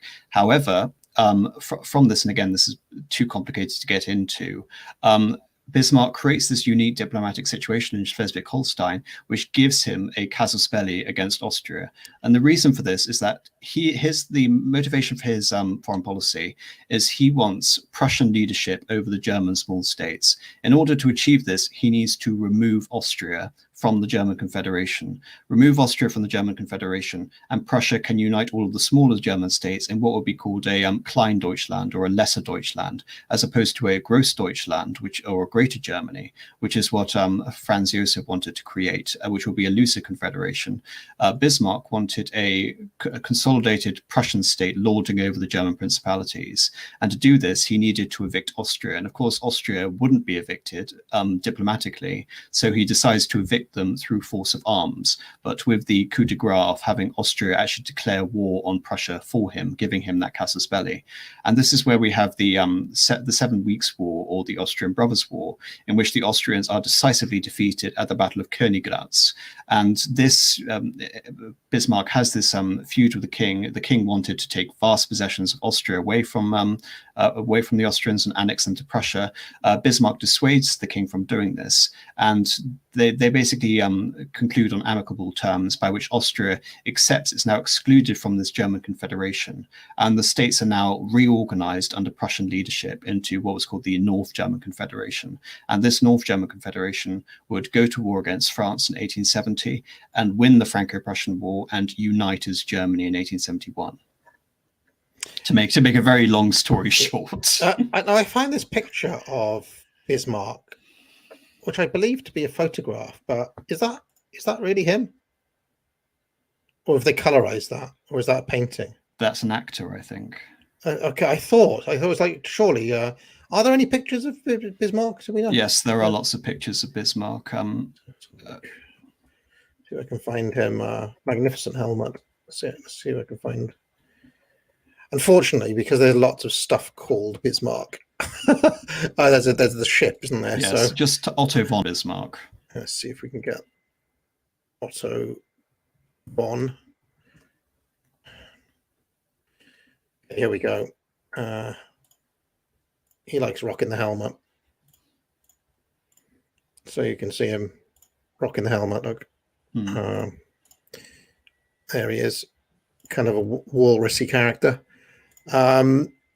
Okay, so we have Bismarck in place now. How is Bismarck going to get us to Austro-Hungary being formed? Well, this is it. This is the precipice. I mean, two things have happened, which I've already mentioned. One is that the February patent has happened, so the Hungarians are already feeling that. Sorry, there's a bit of noise coming through. I'm not sure. Oh, that's coming from hold on. Fire. Somebody's releasing fireworks. I'm just going to mute myself, AM. All right. Well, we have the February patent, we have the October diploma, which is creating this diplomatic precedent within the Austrian Empire.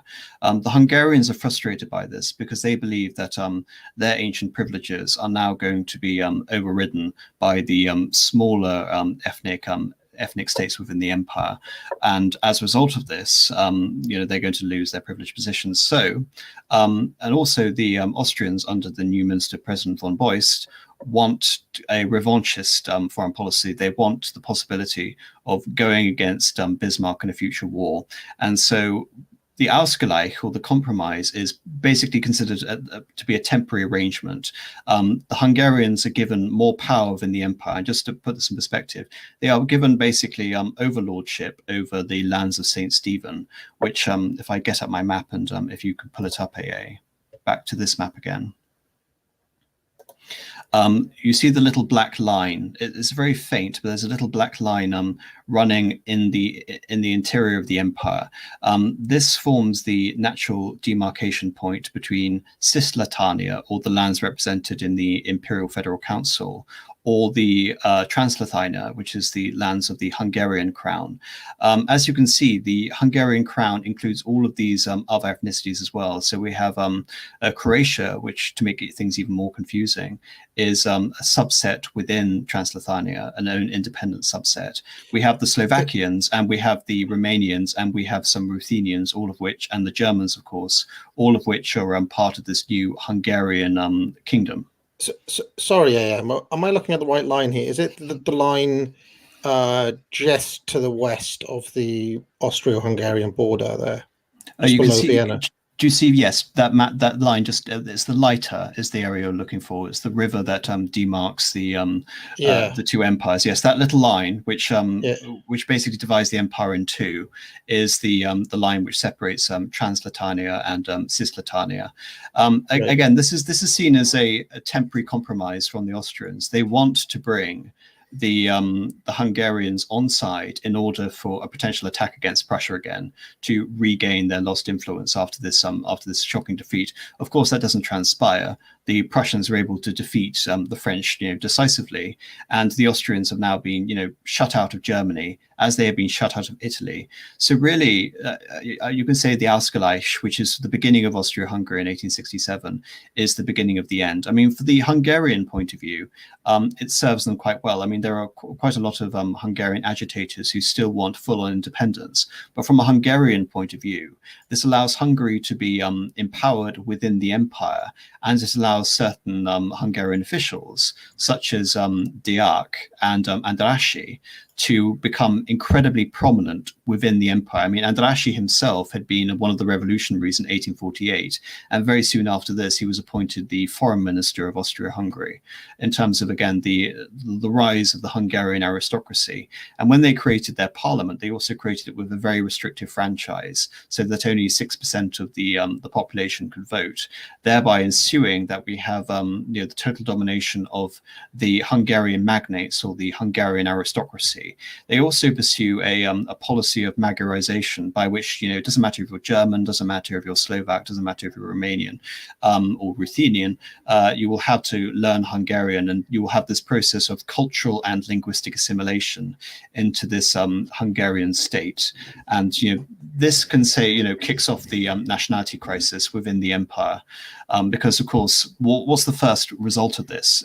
As you can see in the north of this map, we have the light blue color. These are the Czechs within the empire. The Czechs are the second largest grouping. I mean, based on the 1910 census, if I can just get that up to make this easier to understand. The population of Austria in 1910 was about 52 million, or 51 to 52 million. The German population was roughly 23% of that, around 12 million. Hungarians were about 10 million, 20% of that. And the Czechs were the next largest group after that, being around 13% of the population, or 6.5 million people. The Czechs feel completely disenfranchised and disempowered by this massive aggrandizement with Hungary within the empire. And so they boycott the new imperial parliament, the Reichsrat, which has been set up for the lands outside of Hungary. And they boycott it all the way up until 1879, when we have the government on von Taffer.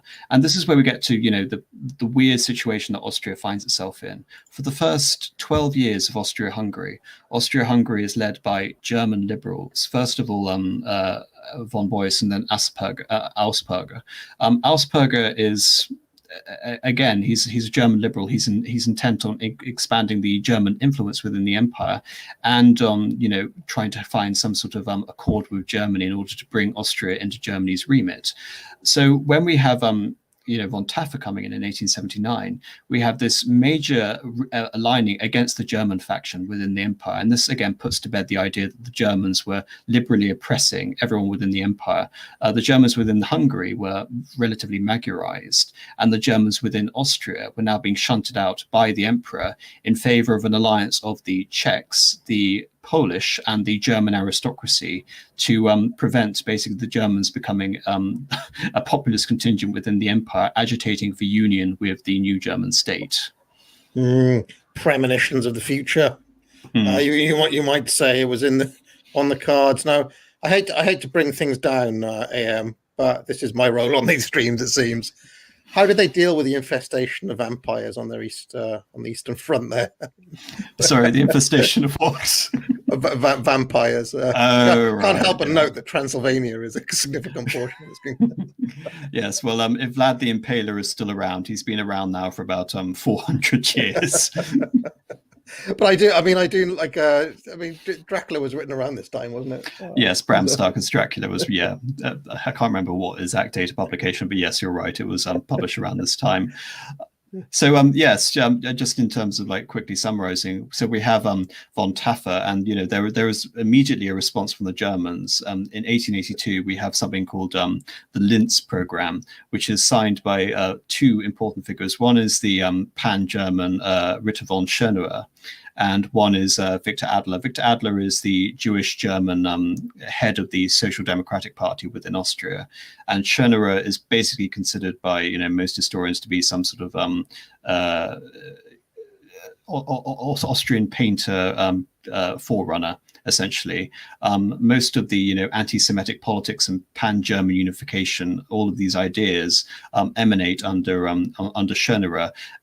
Beyond that, it's you can say vicious hatred towards the Habsburg monarchy for allying with all of these other ethnicities, and also even wanting the Austrians to convert away from Catholicism towards Protestantism to make them more like Prussians. These ideas are sort of emanating from Schönerer during this time, although they never have much in the way of popular political sway. And Franz Joseph is always tinkering with the franchise to ensure that basically the aristocratic faction that surround him always remain in power, and that the populists are circumvented. What made them so much more hostile to the various alliance of the elites as compared with why did that group in particular have those grievances? Do you have any idea? The Germans in particular. Yeah. Because again, the Germans believe that we have this unification, we have this German Empire. They had all of these aspirations which are carried over from 1848. Essentially, the original alliance had been between the Hungarians and the Germans. Basically, the Hungarian and German aims seem to go hand in hand. The Hungarians will ally with the German nationalists against the Habsburgs in order to allow the Germans to unify with the rest of Germany. Now, the Habsburgs are allying with the Slavs within the empire against the Germans and preventing them from unifying with the rest of Germany. So this is where we have an Austrian identity as distinct from German really coming into play, because this, again, hadn't really existed before, in so much as Austria was always considered to be the leading power of Germany. Now, Austria has to contend with being something else. It is no longer part of Germany. It has to be this, again, this multi-ethnic empire, which is always contending with its different nationalities. I mean, Bohemia, Moravia, as you can see, this is the modern-day Czech Republic. There are vast numbers of Germans within what is now the Czech Republic, what is then Bohemia, Moravia. Only roughly around 2/3 of the population were Czech, and 1/3 of them were German, meaning that you were always going to have basically the nationality conflicts emanating from this region, because the Czechs wanted. There was this massive, artistic renaissance in Prague, led by such artists such as Smetana and Dvořák. We have the linguistic revival of the Czech language. As I mentioned, we have the beginning of Austro-Slavism under Pulaski. All of these elements together agitated for the, you can say, kind of in the way that in Wales today, we see Welsh signs, next to English signs everywhere. This was very much agitated for the Czechs, to have parity alongside the German language. And this is achieved under von Taffer. And then, to make matters worse, his successor, Badeni, comes in and makes bilingualism, i.e. speaking Czech and German in Bohemia and Moravia, a prerequisite for being an official. And this causes a huge amount of bitter resentment from the Germans, because most of them are not bilingual, but out of necessity, many of the Czech officials were bilingual. So overnight, basically all of the German officials within Bohemia and Moravia have been disempowered due to this massive oversight by the Polish Minister-President Badeni, and this policy had to be revoked. Very interesting indeed. So, I mean, okay, I mean, I guess we'll get to some of my questions around Austrian identity later on, but I'm guessing that this history means that modern day Austrians are, because I know they have quite a big nationalist faction there, and kind of nominally they've been in power for a while, haven't they? But what does Austrian nationalism mean? Is it all of this stuff? Like what? Like in 2021, I mean, what do they grip onto, given that you're describing it as an emergent phenomena here? That I think the difficulty in describing modern Austrian nationalism is because it involves a different conversation, which is the conversation around the Anschluss and the unification of Austria into the Third Reich. And I think, we've agreed off stream that there's going to be a follow-up discussion after we discuss the German Empire, which involves what happened to the Germans after, you know, the two world wars. I think in terms of answering that question, I'd really like to leave it to that stream, because this is where we get, you know, the complete sort of refashioning of a new German identity after the war. But just suffice to say, for this period, you know, German Austrian identity is really in flux. And like I said, Austrian identity isn't ascribed to being German at this point. Austrian identity had these broader connotations to include the Slavs and the Slovenians. And I mean, of all the nationalities who were most loyal to the Austrian crown, the Croatians were the most continuously loyal to the Austrian crown. Partly because the Croatians had, you know, owed their liberation from the Ottomans, you know, for the most extent in the interior, to the House of Habsburg, but also the Habsburg dynasty actually was seen as a bulwark against the encroachments of the Hungarians at the expense of the Croatians as well, because Croatia was part of both Translatania in the Croatia-Slavonia, and part of Cisleitania and part of Dalmatia as well. So we have this, again, this alliance between the Croatians and the House of Austria. And again, the Poles were very well treated within the Austrian Empire. In fact, of all the areas which were, because of course Poland didn't exist at this point, Poland was mostly under the occupation of Russia. A large part of modern day Prussia is now Poland, and these regions, you know, were heavily persecuted. I mean, at the same time, so this is the 1870s. In Germany, we have the Kulturkampf. The Kulturkampf is aimed at the Catholics within Prussia, but it's also aimed at the Poles. Within Russia, we have the various Polish uprisings, including a vast one in 1863. The Austrian administration in Galicia-Lodomeria in the east was relatively light by comparison. And this is, again, one of the aims of the German nationalists under Schönerer. I mean, one of the principles of the Linz program in 1882 was to dismember parts of the Austrian Empire. They wanted to remove Galicia-Lodomeria and perhaps, you know, lump it into Russia, so that the German contingent within Austria-Hungary could be larger. So, I mean, just one, because one lens that you can look at, or one lens that we were looking at all of this, you described the liberal lens, which said, you know, this was a backward reactionary relic that was doomed to kind of be taken over in the long run because liberalism or whatever. But there's a different story that you could tell from the nationalist point of view, which is to say that this was always doomed to fail because, you know, local agitation, factionalism, nationalism, you know, people speaking different languages. It's very difficult to hold an empire together, basically, which has all of those competing interests. And so, you know, it was doomed to fail, not because of liberal progress, but because of, you know, its internal special interest groups. You know, as you've been talking about here, what would you say about that? You know, that sort of appraisal of the liberal appraisal and the nationalist appraisal often went hand in hand. As I said, it was the liberals in Hungary who were the most nationalistic, probably of all the ethnic groups.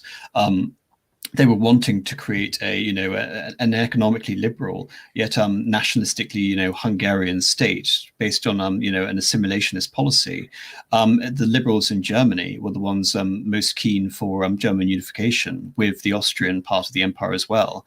And this is again where we have the contradiction in what we consider to be, you know, modern liberalism as opposed to liberalism of the day. Liberalism of the day, especially in the German aspect of it, and the Italian aspect of this, which was about the unification of all speakers or all ethnic members of a certain group and putting them into a Volk, and again, this is an idea of the French Revolution, the idea that we have, fraternity is the core aspect of the French Revolution. It's not enough to have a French Republic. It's that we need to centralize all of the provinces of France under a centralized Parisian model. We need to abolish the old Généralité, and we need to impose a département system on the entirety of France. Basically, France is going to be one, indivisible, and it's going to be uniform.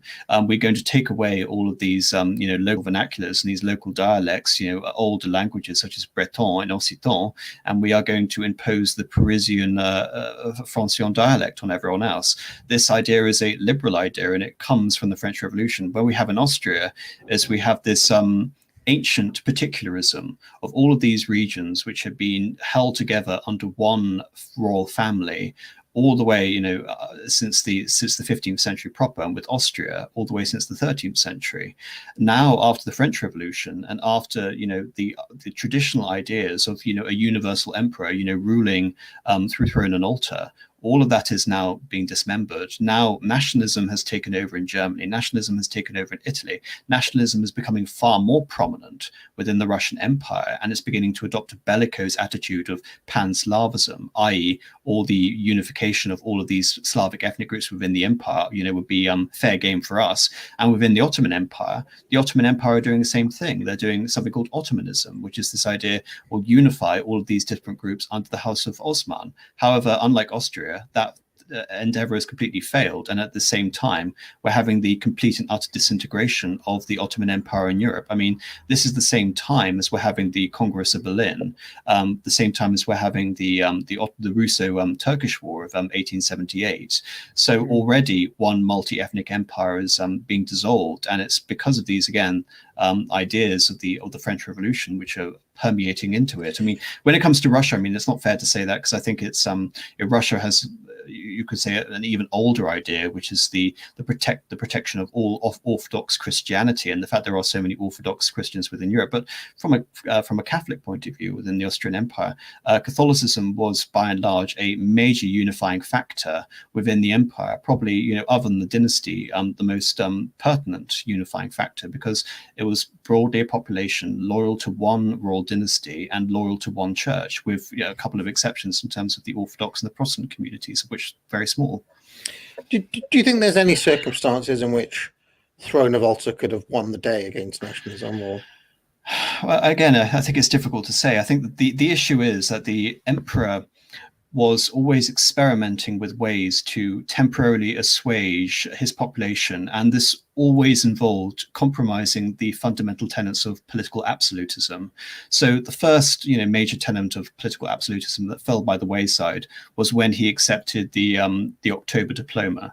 Then it became much more so, and probably fatal for the empire, when he accepted the Ausgleich, when you established the idea in principle that a certain select ethnic minority, due to particular circumstances of that time, because of their own political agitation, are going to be granted this massive political concession, which basically means they have their own private domain within our empire, led by this elite magnate aristocracy. But this right is not going to be afforded to any other group within the empire. And so this basically leads to this expectation, this agitation within all the other groups of the empire that, we want this too. And this is most pronounced in the Czech Republic. They even wanted a very similar settlement whereby the lands of St. Wenceslaus, which modern day Czechia, would be united under a similar settlement, exercising the similar rights of Hungary. And this is what, basically the empire experimented with, throughout most of its time. I mean, one experiment was the idea of trialism, which is that all of the southern Slavs, i.e. The Croatians, the Slovenians and the Serbs within the empire, and of course Bosnia is occupied in 1878 and will be annexed in 1908, they would form a third constituent member of the empire, as basically the Slavic principality within the empire. So there were lots of, again, attempts to experiment and reform the empire. Nevertheless, the Ausgleich was the political norm right up until October of 1918, and Franz Ferdinand, who was the heir, in 1914, his plan was for the creation of a United States of Greater Austria, whereby all of these separate principalities would have new boundaries drawn, basically along ethnic lines. So basically confirming this ethnic division of the empire and creating in them, basically the countries within the empire. And of course, this meant dismembering Hungary. The Hungarians just hated this idea, and as a result, Franz Ferdinand had to ally with the Slovaks and more pivotally the Transylvanian Romanians against the Hungarians. So again, once you throw in this idea that a certain national group is going to be granted concessions within an empire which isn't supposed to be founded on national ties of any real connection, it's the allegiance is to the throne, the allegiance is to God, it's not to ethnic ties, then everything begins to unravel. And I mean, in terms of like how the empire could have changed, I don't really think things could have been much different after 1867. However, I mean, I mentioned this on a stream I did with Mr. Patriarch, whereby probably the great sort of turning point in history is whether Napoleon III of France had allied with the Austrians instead of going to war against them. Because, I mean, from his point of view, it made, I mean, his foreign policy was so self-defeating, it resulted not only in France, losing Alsace and Lorraine, but it resulted in his, regime being overthrown. Had he allied with the Austrians, it is very possible that even to this day, Germany and Italy wouldn't have been unified. And as a result, this idea of nationalism wouldn't have had such powerful sway over the Austrian Empire. Napoleon III, I mean, he was liberal? Again, it's complicated to say. I mean, he was liberal in the sense that he was carrying on this Napoleonic aspiration of the liberal centralizing reforms of the French Revolution. But Bonapartism is also an absolutist and populist movement as well. So what did Napoleon III do? Napoleon III brought in absolute suffrage, and they voted him in as a dictator and then as an emperor. And he ruled as basically a populist king until after Solferino, when he began to adopt more measured constitutional reforms. So he's an interesting character. One of the most frustrating things about Napoleon III, again, is the fact that he wrote so little. Unlike Napoleon, where you have hundreds and hundreds and hundreds and hundreds of letters, most of which directed towards his wife Josephine. With Napoleon III, we basically had no correspondence. So in terms of like a political idea or vision, there is very little beyond the fact that he was, broadly speaking, a Bonapartist, obviously a restorer and a French nationalist. Very interesting. Okay, so where do we have to go from here? Obviously, the dissolution itself. I mean, obviously, I've sort of given very broad strokes view over the Austrian Empire, and I think this is. I'll give you a summary of the decline and then the dissolution. So, Franz Joseph had a wife, the Empress Elizabeth, who was known to posterity as Sisi. In terms of, again, agitating forces within the empire, one of them was his own wife. She was, a Bavarian princess, and she became, upon becoming empress, she became fascinated with the cause of Hungarian independence, and she became one of its champions, and she would ally with the compromise faction under Andrássy and Deák, and her son would also, share in these views of a Hungarian aggrandizement and this peculiar connection to Hungary. However, this is Prince Rudolf, Crown Prince Rudolf. Crown Prince Rudolf dies in a murder-suicide pact in 1889, known as the Meiling affair, the Meiling incident, which was considered to be one of the most shocking bits of royal sort of news in the entire history of the 19th century. The idea of the Crown Prince of Austria murdering his lover, the Baroness Vetzera, then killing himself. Yeah, I'm just trying to find a picture of him here. Hold on. This is Crown Prince Rudolf. There he is. And he killed himself. In a blood pact. Yes. Okay. There he is with a little yeah, okay. All right. So and what did this mean? What's the significance of this other than it being shocking? It meant that Franz Ferdinand was now the heir to the throne. To put this in perspective, the Crown Prince had been, again, thoroughly educated. I mean, the Crown Prince was expected again to know most of the languages of the empire, including Latin and diplomatic French. Franz Ferdinand was hated by his uncle, the Emperor Franz Joseph. To make matters worse, he would then go on to marry a woman known as Sophie Chotek. And I'm not sure whether your viewers are aware, but the Habsburgs were very particular when it came to royal marriages. A royal marriage could only be between equals, i.e. one of the blood royal, one of royal standing, especially for a Habsburg. And again, the cornerstone of Franz Joseph's policy was it didn't really matter how much constitutional tinkering happened. It didn't matter, even, in 1906, universal suffrage was brought in, and the curia system of election by which, the older states would be allotted certain seats. All of that was abolished. However, the sanctity of the house, the dignity of the house could not be impugned against. And this was even more the case after you had the scandal of the murder-suicide pact at Mayerling. So, as I said, Franz Ferdinand marries, and he marries one Countess Sophie Chotek, a Bohemian countess, and he marries her for love. In response to this, Franz Joseph essentially bars her and her children, bars her children from ever taking, over from the empire, so they're disinherited, and she is not allowed to attend any royal functions. She's basically cast out of polite society, even though she is the spouse of the heir to the throne. In terms of, again, the severity of this, and as I mentioned, Franz Ferdinand, he had grand plans for reorganizing the empire based on the United States of Greater Austria. He had basically set up his own alternative court at the Belvedere Palace in Vienna, the emperor's, of course, favorite residence being Schönbrunn, and of course the city palace, the Hofburg. So in terms of the ascension of Franz Ferdinand to the heirship of the empire, it sets up a rival administration within the empire itself, and this gets to the events of World War I itself. I mean, obviously we talked about them quite a lot with the Russia stream, but we have the assassination, obviously, of Franz Ferdinand on the 28th of June, 1914, and Franz Ferdinand up. Hold on, I don't want the band. Hold on. Here he is. I'm sure of all of the people we've looked at, this is the one people have probably seen before, right? But there he is. Yep. I'm just sharing a picture of Archduke Franz Ferdinand. Yep. Can you hear me? Yep. Yep. Yeah, there he is. Okay, carry on.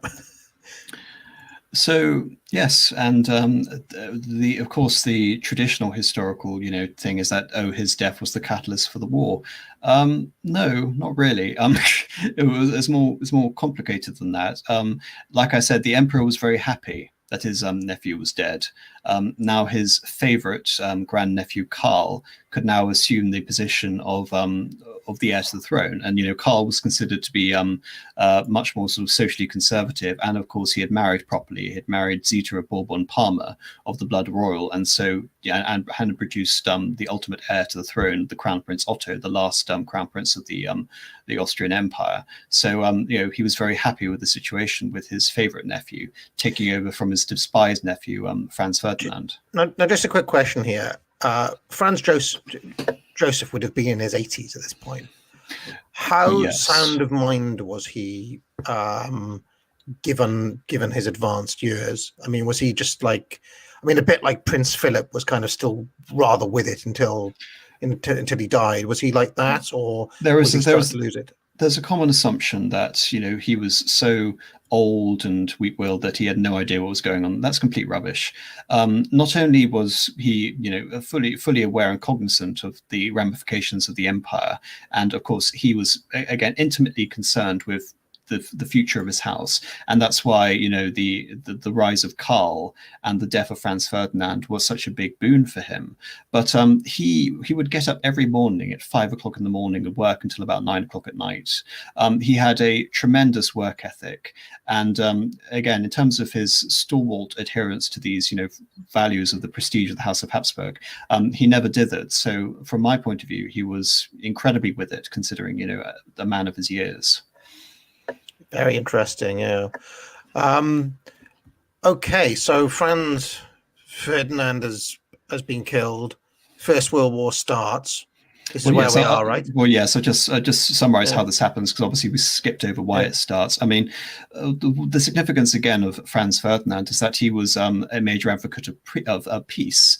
And after the Aehrenthal affair, after the death, of Aehrenthal and the Bosnian crisis, Russia and Austria were essentially on a war footing, and the Russian Foreign Minister Sazonov and the Austrian Foreign Minister Berchtold were basically on a war footing with each other. There was essentially a Cold War between these two powers. Berchtold wanted a punitive war against the Serbs to basically, showcase Austrian prestige and again rid the Russians of their influence in that region. Basically, most of Austrian foreign policy had been directed towards expanding their influence in the Balkans at the expense of Russia's, and this was seen as an attempt of the Austrians essentially to achieve this. And Conrad von Hertzendorf, the chief of staff, was also along with this as well, and also the Kaiser, very shortly after the assassination of Franz Ferdinand, who was also an intimate friend of the Kaiser, sends a blank check. He wants the Serb menace to be defeated. He wants them to be defeated quickly. However, because of this, you can say internal power vacuum within Austria, the emperor doesn't care really one way or the other. He's been pushed along by war hawks within his cabinet. The Hungarians are viciously opposed to the war. Nevertheless, with the German backing, he basically sort of goes along with the whole point. But again, it was worst time possible to declare a war, because the Austrian army were away on harvesting leave because it was the beginning of autumn. So basically gardening duty. So they couldn't organize an effective campaign. And by the 22nd of July, 23rd of July, when we finally get the ultimatum fired off to give the Austrians a casus belli to invade Serbia. The whole idea of a quick decisive campaign, one before the Serbs are even aware of what's happening, is completely lost, and now all of Europe is bogged down in what the ramifications for this are. And of course, this becomes involved in a much larger political power play, which is the military security of Germany vis-a-vis the Russians, who have begun their secret mobilization. So this small issue of the Serb war, which was again supposed to give a sort of boost to Austrian prestige and limit Russia's influence on the Balkans, due to the nature of the great power politics and due to Russia's premature mobilization, now becomes a matter of life and death for France and Germany and Austria, all the powers of Europe.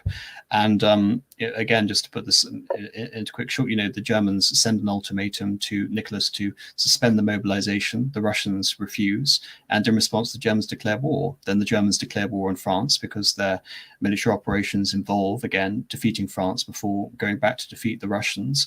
And Austria finally, a week after this is all going on, Austria and Russia finally go to war against one another, more or less as an afterthought, because this small issue of the Serb attack had become completely superseded by these much greater affairs of European great power security.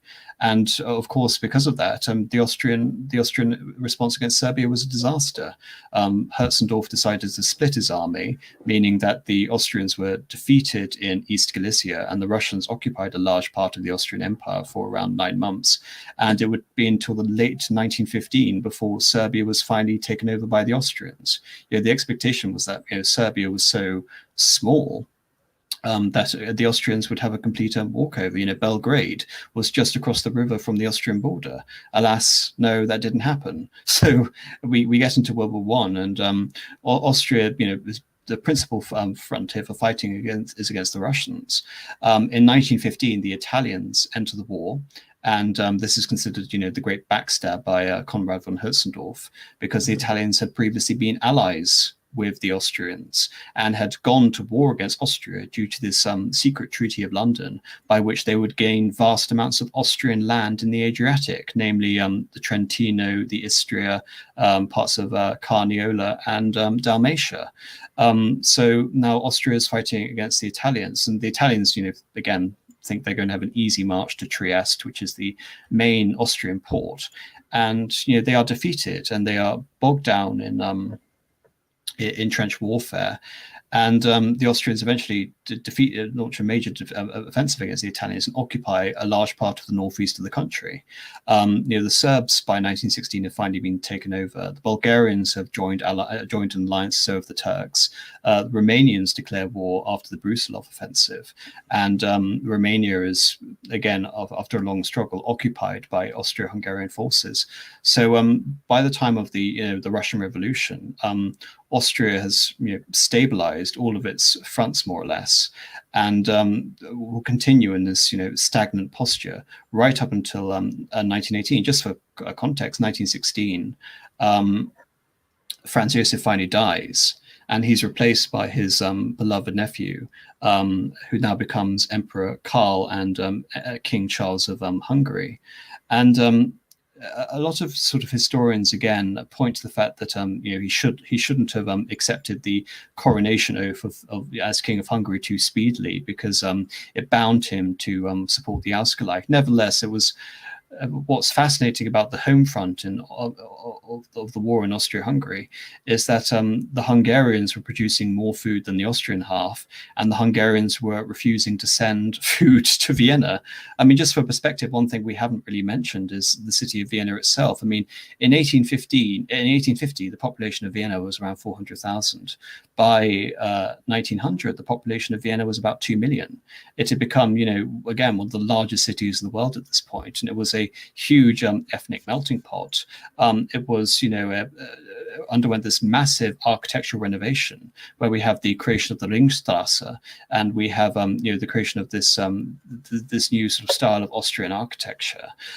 We have, masses of, immigrants within the empire, such as the Poles and the Romanians coming into Vienna for working opportunities. We have this massive cultural outpouring in Vienna at the same time, but we also have the rise of the Christian Democratic Party under one Karl Lueger, who is basically probably the closest thing the Austrians had to a Trump in terms of him taking, a populist stance against the emperors and, against the aristocrats and against all this, all these various ethnic interests, and taking a defiantly pro-German stance. And as a result, the emperor refused to confirm him as mayor for, many months before basically bowing to popular pressure.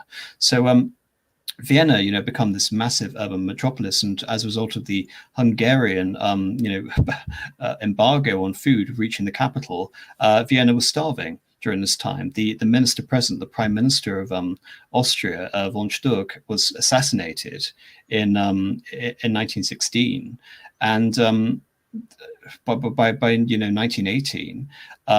The Allies were now sort of gaining momentum. The war in the Balkans had been, led by one General Desprez from Greece. The Italians were now, pushing on the offensive. The Eastern Front had collapsed, but nevertheless, the Germans in the West were now on the losing side of the great sort of campaign during the summer and the autumn of 1918, which will result in their final defeat. I mean, just to put some perspective, Austria virtually ended as an independent power very soon after the ascension of Emperor Karl, because Emperor Karl is known to history as the peacemaker. He personally fought in the trenches. He had direct experience of war, which is something that actually couldn't be said for virtually all of the other leaders. And his first sort of order of business is to gain a separate peace between Austria and the Allies. And this is known as the Sixth Affair, whereby the Austrians, through their contact in the Belgian embassy, again try and organize a separate peace. And the Allied terms are that so long as you give the Italians all of their demands, if you give them Dalmatia, if you give them Trentino, if you give them Istria, if you give them Trieste, we might leave it there. And of course, he can't accept this. If he accepted all these concessions to Italy, a power which Austria hadn't militarily been defeated by, and which was known as the Great Betrayer, he would have lost all his clout politically at home. So of course he refuses to accept this, and the French then leak the document, meaning the Germans are now incredibly suspicious of their ally, and they basically become militarily in control of the affairs of Austria-Hungary from that point. really that's probably the last chance that Austria had, the Germans lost the war, which of course they did, could have remained intact and at peace with the Allies had it conceded to this treaty, because immediately after this we have the entry of the Americans into the war and Wilson's crusade for self-determination of the peoples of Europe. Hate Wilson. Let me just give a little picture of Karl. In fact, I found one of I was looking everywhere for one of Franz Joseph just before he died. That's the latest one I could find. So there he is as a kind of 80. What was he, 85, 86 there? Yeah. And then here is Karl.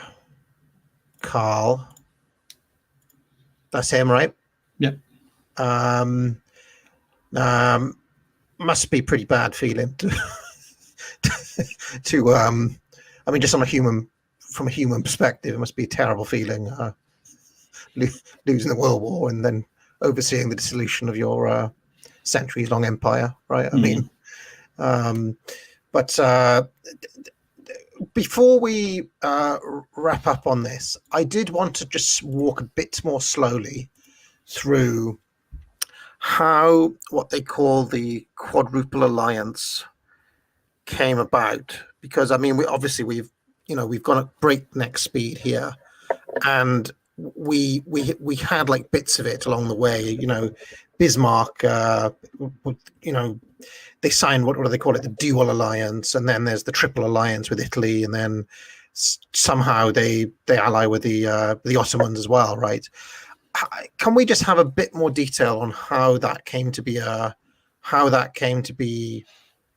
one of the two sides of the World War? Yes. Yeah.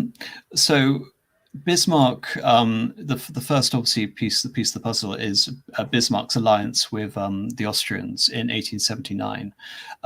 This is part of Bismarck's, first of all, Bismarck in the very early years had adopted a very hostile policy towards Catholic nations, because his Kulturkampf wasn't just directed towards the Catholics within the empire, but it was directed towards the Pope.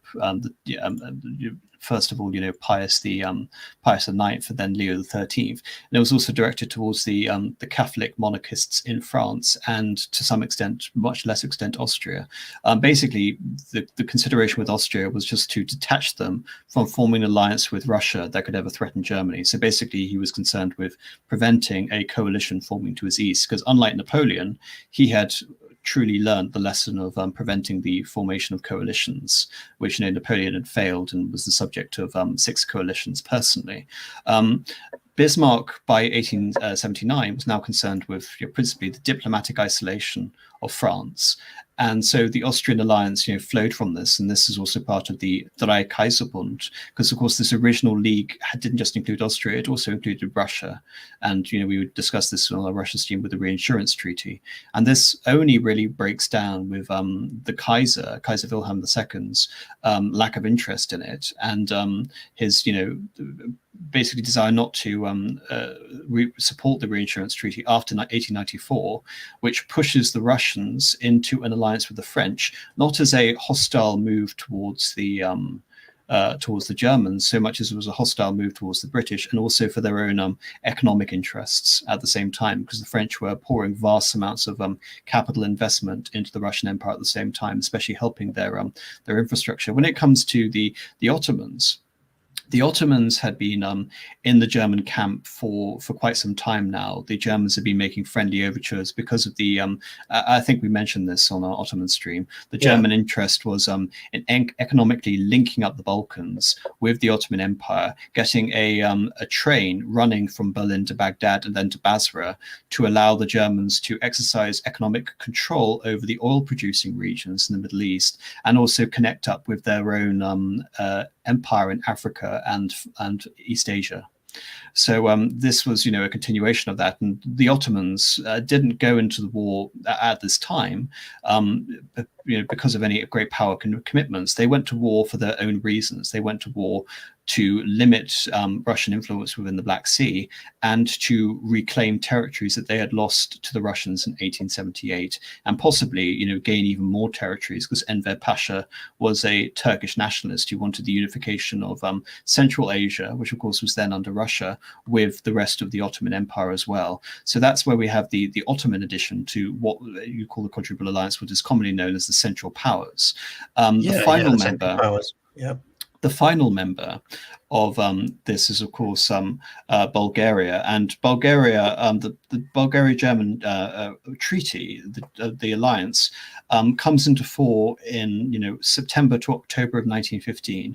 And in terms of the economic and political alliance, I believe it was Tsar Ferdinand of Bulgaria had adopted a very pro-German policy in the wake of the defeat of Bulgaria in the Second Balkan War. First of all, you had the First Balkan War, in which the Ottoman Empire had been basically run out of Europe, with the exception of holding on to Constantinople, Istanbul. Then you had the Second Balkan War, in which the Bulgarians felt that they had not gained sufficiently, from the conquest of these regions, and they found themselves at war against Greece and Serbia and Romania, and they lost against all of these powers. So Bulgaria went in to the Central Powers wanting territorial concessions at the expense of these powers. And of course, ultimately, by the end of the war, Serbia, Romania, and Greece would all be on the Allied side, and Bulgaria would be on the side of the Central Powers. Yeah, I mean, if you remember a while back, before we started any of these kind of little mini series that we're doing on the Scar stream, we did a deepest law when we were looking at uniforms and things like that from World War One. Do you remember? We were looking at kind of fashion stylings. I can't remember if you were on that stream, but one of the things I remember looking, it was actually propaganda posters we were looking at. Yes, that must have been with Pharaoh. I doubt very much I was on that stream. Yeah, with Pharaoh, and maybe Panama Hat was on. I can't remember. There was somebody else on that stream as well. But one of the things that really gave me the idea for exploring this period was a little detail on the French uniforms that World War One saw. They still had cavalry units, and kind of there were people who were going to battle in armor and things like that, which I found fascinating in a way. And if you think about the sorts of people who would have been on the battlefield in World War One, you've got a very strange, you can have strange mix of kind of units and different peoples still, because there's this odd combination of recognizably modern warfare with recognizably kind of warfare we'd expect to see centuries beforehand. One of the questions I've got is, in the popular imagination, almost all of World War One plays out in France, in trenches, and the enemy is the Germans, basically, right? If you look at films, if you look at anybody pictures World War One, it's British versus Germans over the trenches. Blackadder goes forth, right? Yeah. What were the other spheres going on, and are there any?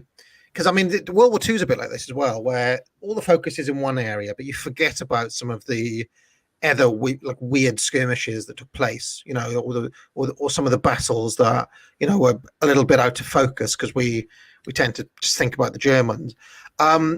Did the Austrian troops ever come into contact with the British or the Americans, or were they purely just fighting the Russians in Serbia there? They would have come into contact with some of them, no doubt. The main, in terms of significant military forces, would have been the French through the Balkans, especially towards the end of the war. In terms of their interaction with the Americans and the British, virtually none whatsoever.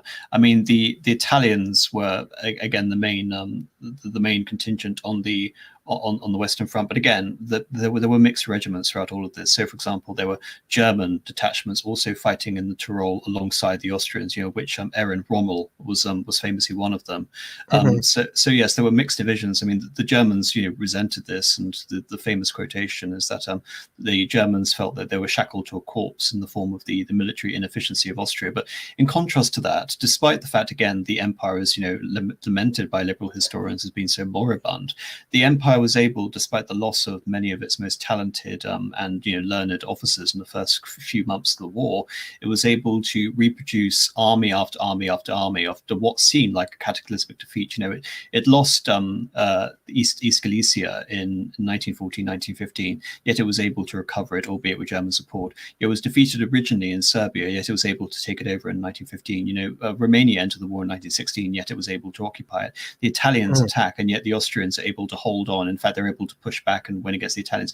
In fact, the one of the greatest naval battles against the in the war, other than Jutland, was one fought by the Austrians against the Italians, which was a decisive victory for the Austrians, which basically gave them control over the Adriatic Sea for the duration of the war. So yes, I think again this is the blinkered problem of our understanding of World War I, is that it is too informed by the Western Front, but it was a European war, and of course something which we've completely omitted, which is probably something we'll leave to our Germany stream, was the fact that there were colonial conflicts going on at the same time in German Africa. Yeah. So I mean, of the central powers that we were talking about, it sounds like a lot of Austria's battles were largely defensive. They were trying to hold on to territory. When it comes to Russia, yes. When it comes to Italy originally, but then it became offensive. When it comes to the Balkans, it started off as offensive, obviously, and it resumed being offensive in 1915 and 1916. So again, the Austrians couldn't have launched a unilateral offensive on the Eastern Front against the Russians, because the Russians, by and large, were stronger than the Austrian Empire, and the Austrians were dependent on the Germans in order to gain anything at the expense of the Russians. The Austrians weren't powerful enough to fight against the Russians on their own. And just while we're on this subject, what kind of action did the Ottomans see? Where were their main spheres of battle, I guess? The most famous sphere is, of course, Gallipoli. And Gallipoli also, the defeat of Gallipoli also coincides with Bulgaria entering the war on the side of the Central Powers. And the other main theatres of war being, of course, Palestine and Arabia, which is where we get Lawrence of Arabia, but also Iraq, which the British also, with support of the Indian Army, also took over. And of course, the Caucasus were, the main site of the campaign, and also the defeat in the Caucasus originally by Enver Pasha, of course, was the pretext for the Armenian genocide, which we discussed in that stream. What sort of state was the Bulgarian army in? I mean, of all the Central Powers, Bulgaria was lauded as the Prussian of the Balkans in terms of the effectiveness of its army, but again, it would have gained, had it won the war, it would have gained massive territorial concessions against Serbia. I mean, in terms of, again, the pure nature of the Austrian Empire, how would it have annexed territory? The Austrians were very cautious about annexing territory because any increase of territory would have fundamentally transformed the nature of the Austrian Empire because of the nationality conflicts. So when Bosnia was incorporated into the empire in 1908, it didn't join either Cisleithania or Transleithania. Instead, it became a condominion of the empire under the control of the finance ministry to avoid it basically aiding one side or the other.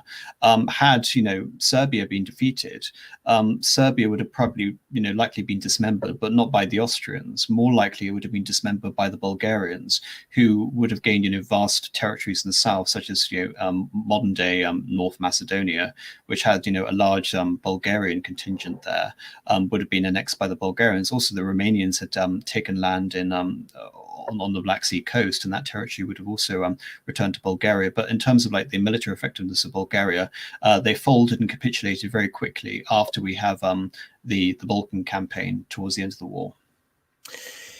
Yeah, no, just by Just while we're on this topic, one of the great lessons of the 20th century surely has to be never ally with the Italians.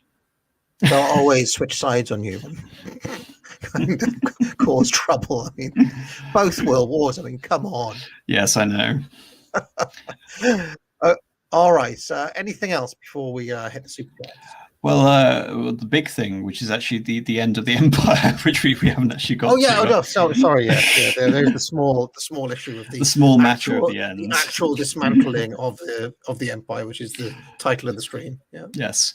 Well, and a quick aftermath. I mean, obviously, within Czechoslovakia, within the Czech, what would later become Czechoslovakia, we had Thomas Masaryk and Edvard Beneš, who were petitioning for the Allies to create this new state of Czechoslovakia, which would have encompassed massive amounts of lands of Transleithania and Cisleithania, and massively expanding beyond this original Czech component, which you saw in that map, and would have created one of the new dominant powers in the region.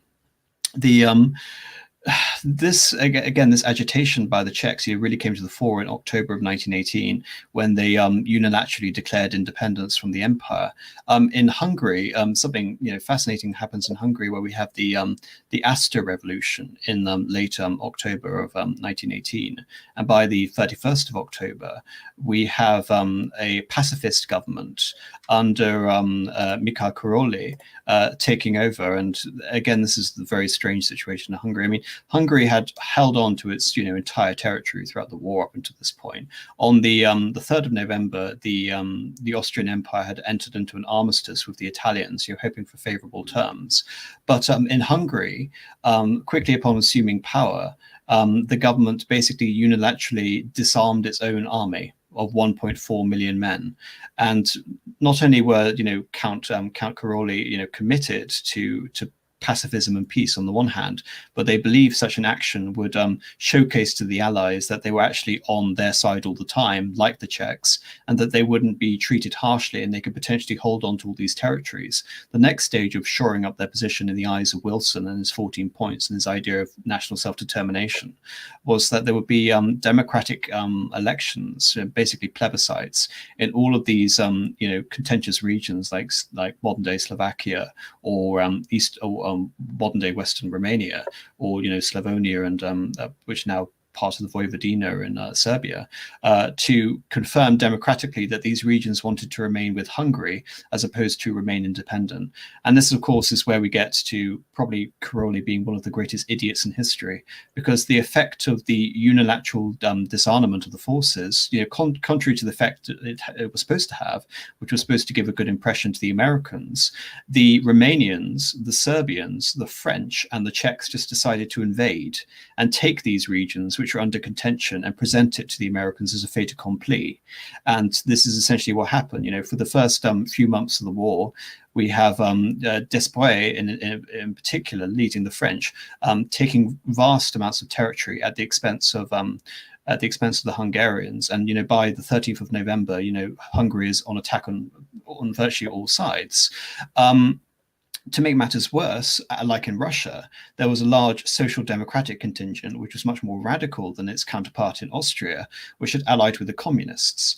And by March of 1919, Karolyi consented to have a government of the Social Democrats, who then in turn declared themselves to be communist, arrested him, and declared Hungary to be a communist dictatorship under Bela Kun. And this communist dictatorship lasted for a very short amount of time before it was basically evicted by the combined forces of the Entente, and especially the Romanian army. I mean, just from the point of view of the Habsburgs, just before, in October of 1939, Karl had released a manifesto detailing that all the nations, the polities of the empire, would have the right to seek out their own constitutional settlement. Basically, he was giving them carte blanche to try and form dominion status, kind of like the Commonwealth, with the Emperor of Austria being the united head of all these domains, basically serving as a figurehead king and maintaining some sort of unity within the Habsburg domains. Of course, this manifesto, which was intended to create like a new imperial commonwealth, just facilitated the complete evaporation of imperial authority throughout all of these constituent areas. So, for example, in Poland, they declared independence. In Croatia and Slovenia, they declared independence. In Hungary, of course, they declared independence.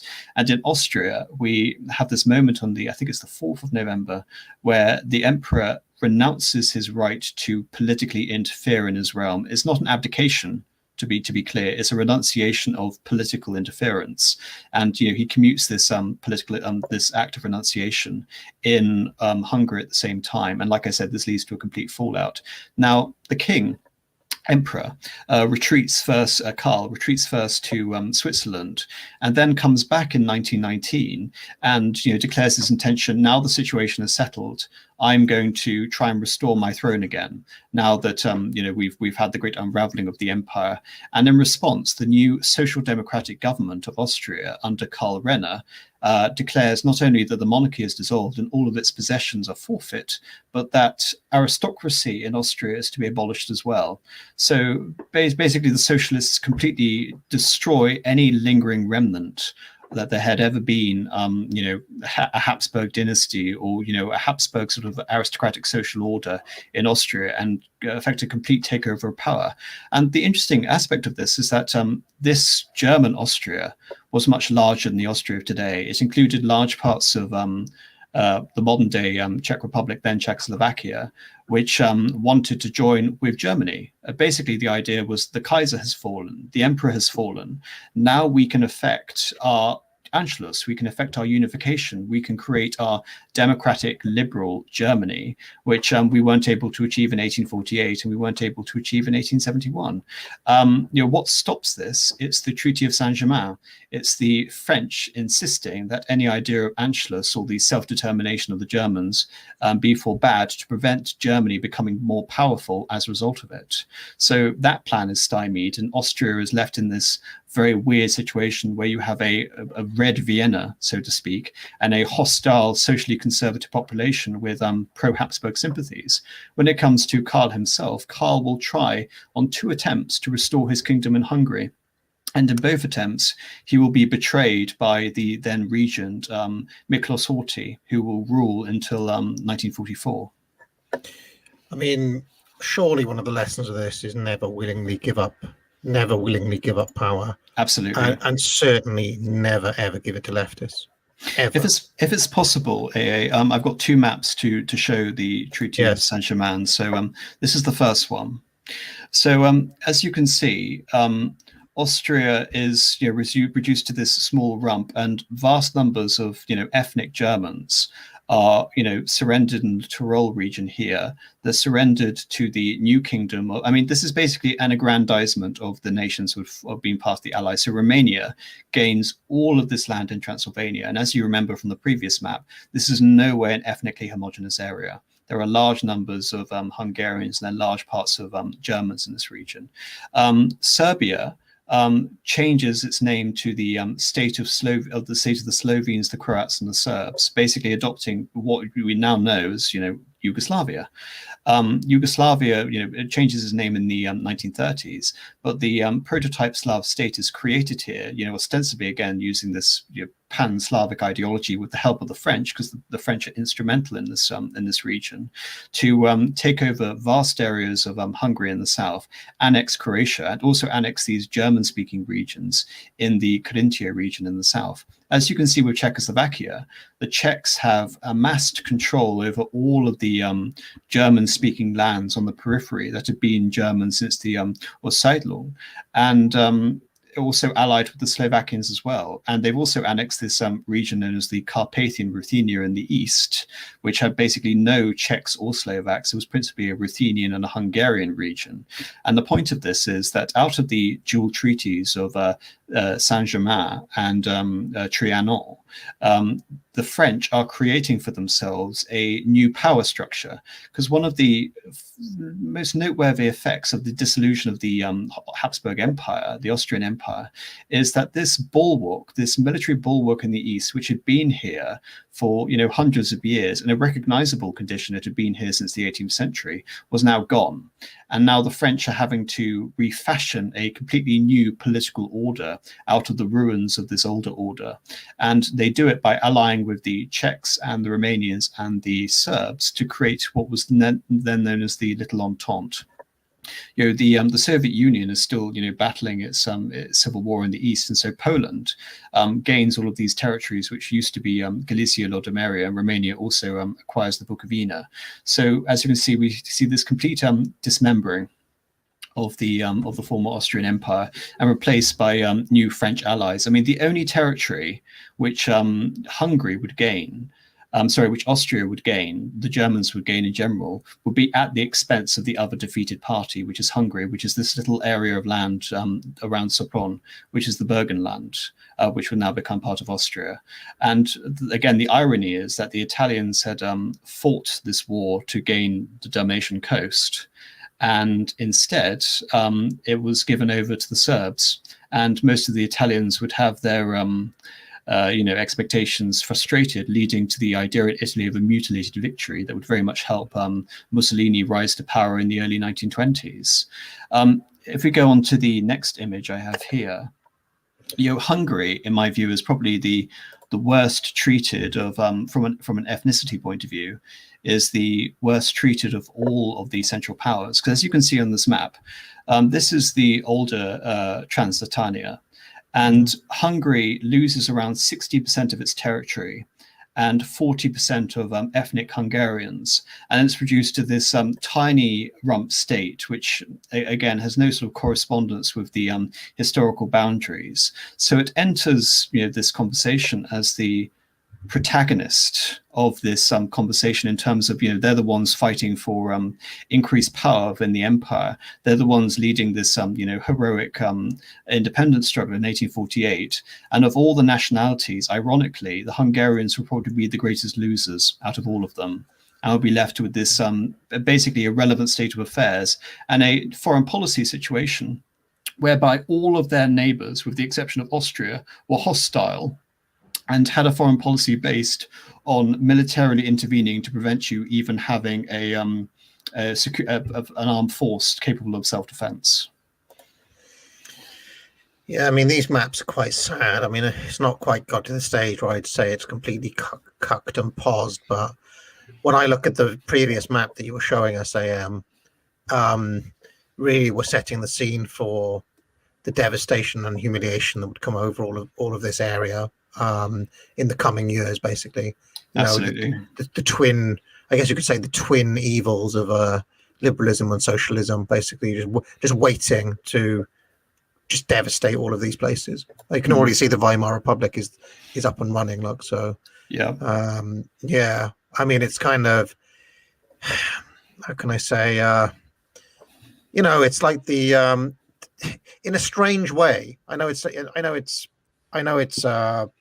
rather different circumstances, but you can see similar sorts of things happening over in the Middle East in the past 30 or 40 years, where you get the removal of call it Gaddafi, call it Saddam or whatever, but you're basically creating these very weakened states which are just kind of ready, they're readying them up, basically softening them up to be able to destroy them, or not destroy them, but to take them over completely, whether it's whether they become socialist or liberal, it doesn't matter.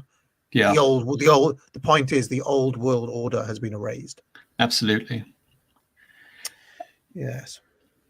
All right. Anything else before we hit super chats? Well, yes, I think we're 2.5 hours in. I think a lot of what happens later, I think I want to leave to this this mopping upstream we're potentially going to do. So yeah, in terms of getting over the formal points, I mean, probably what happened to Karl. I mean, Karl, like I said, comes in, he tries to restore his throne in Hungary. He's betrayed by the regent Miklos Horthy.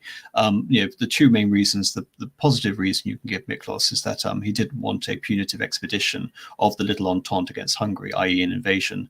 The other reason is that he was self-serving and didn't want his power usurped, basically because he was regent at the time.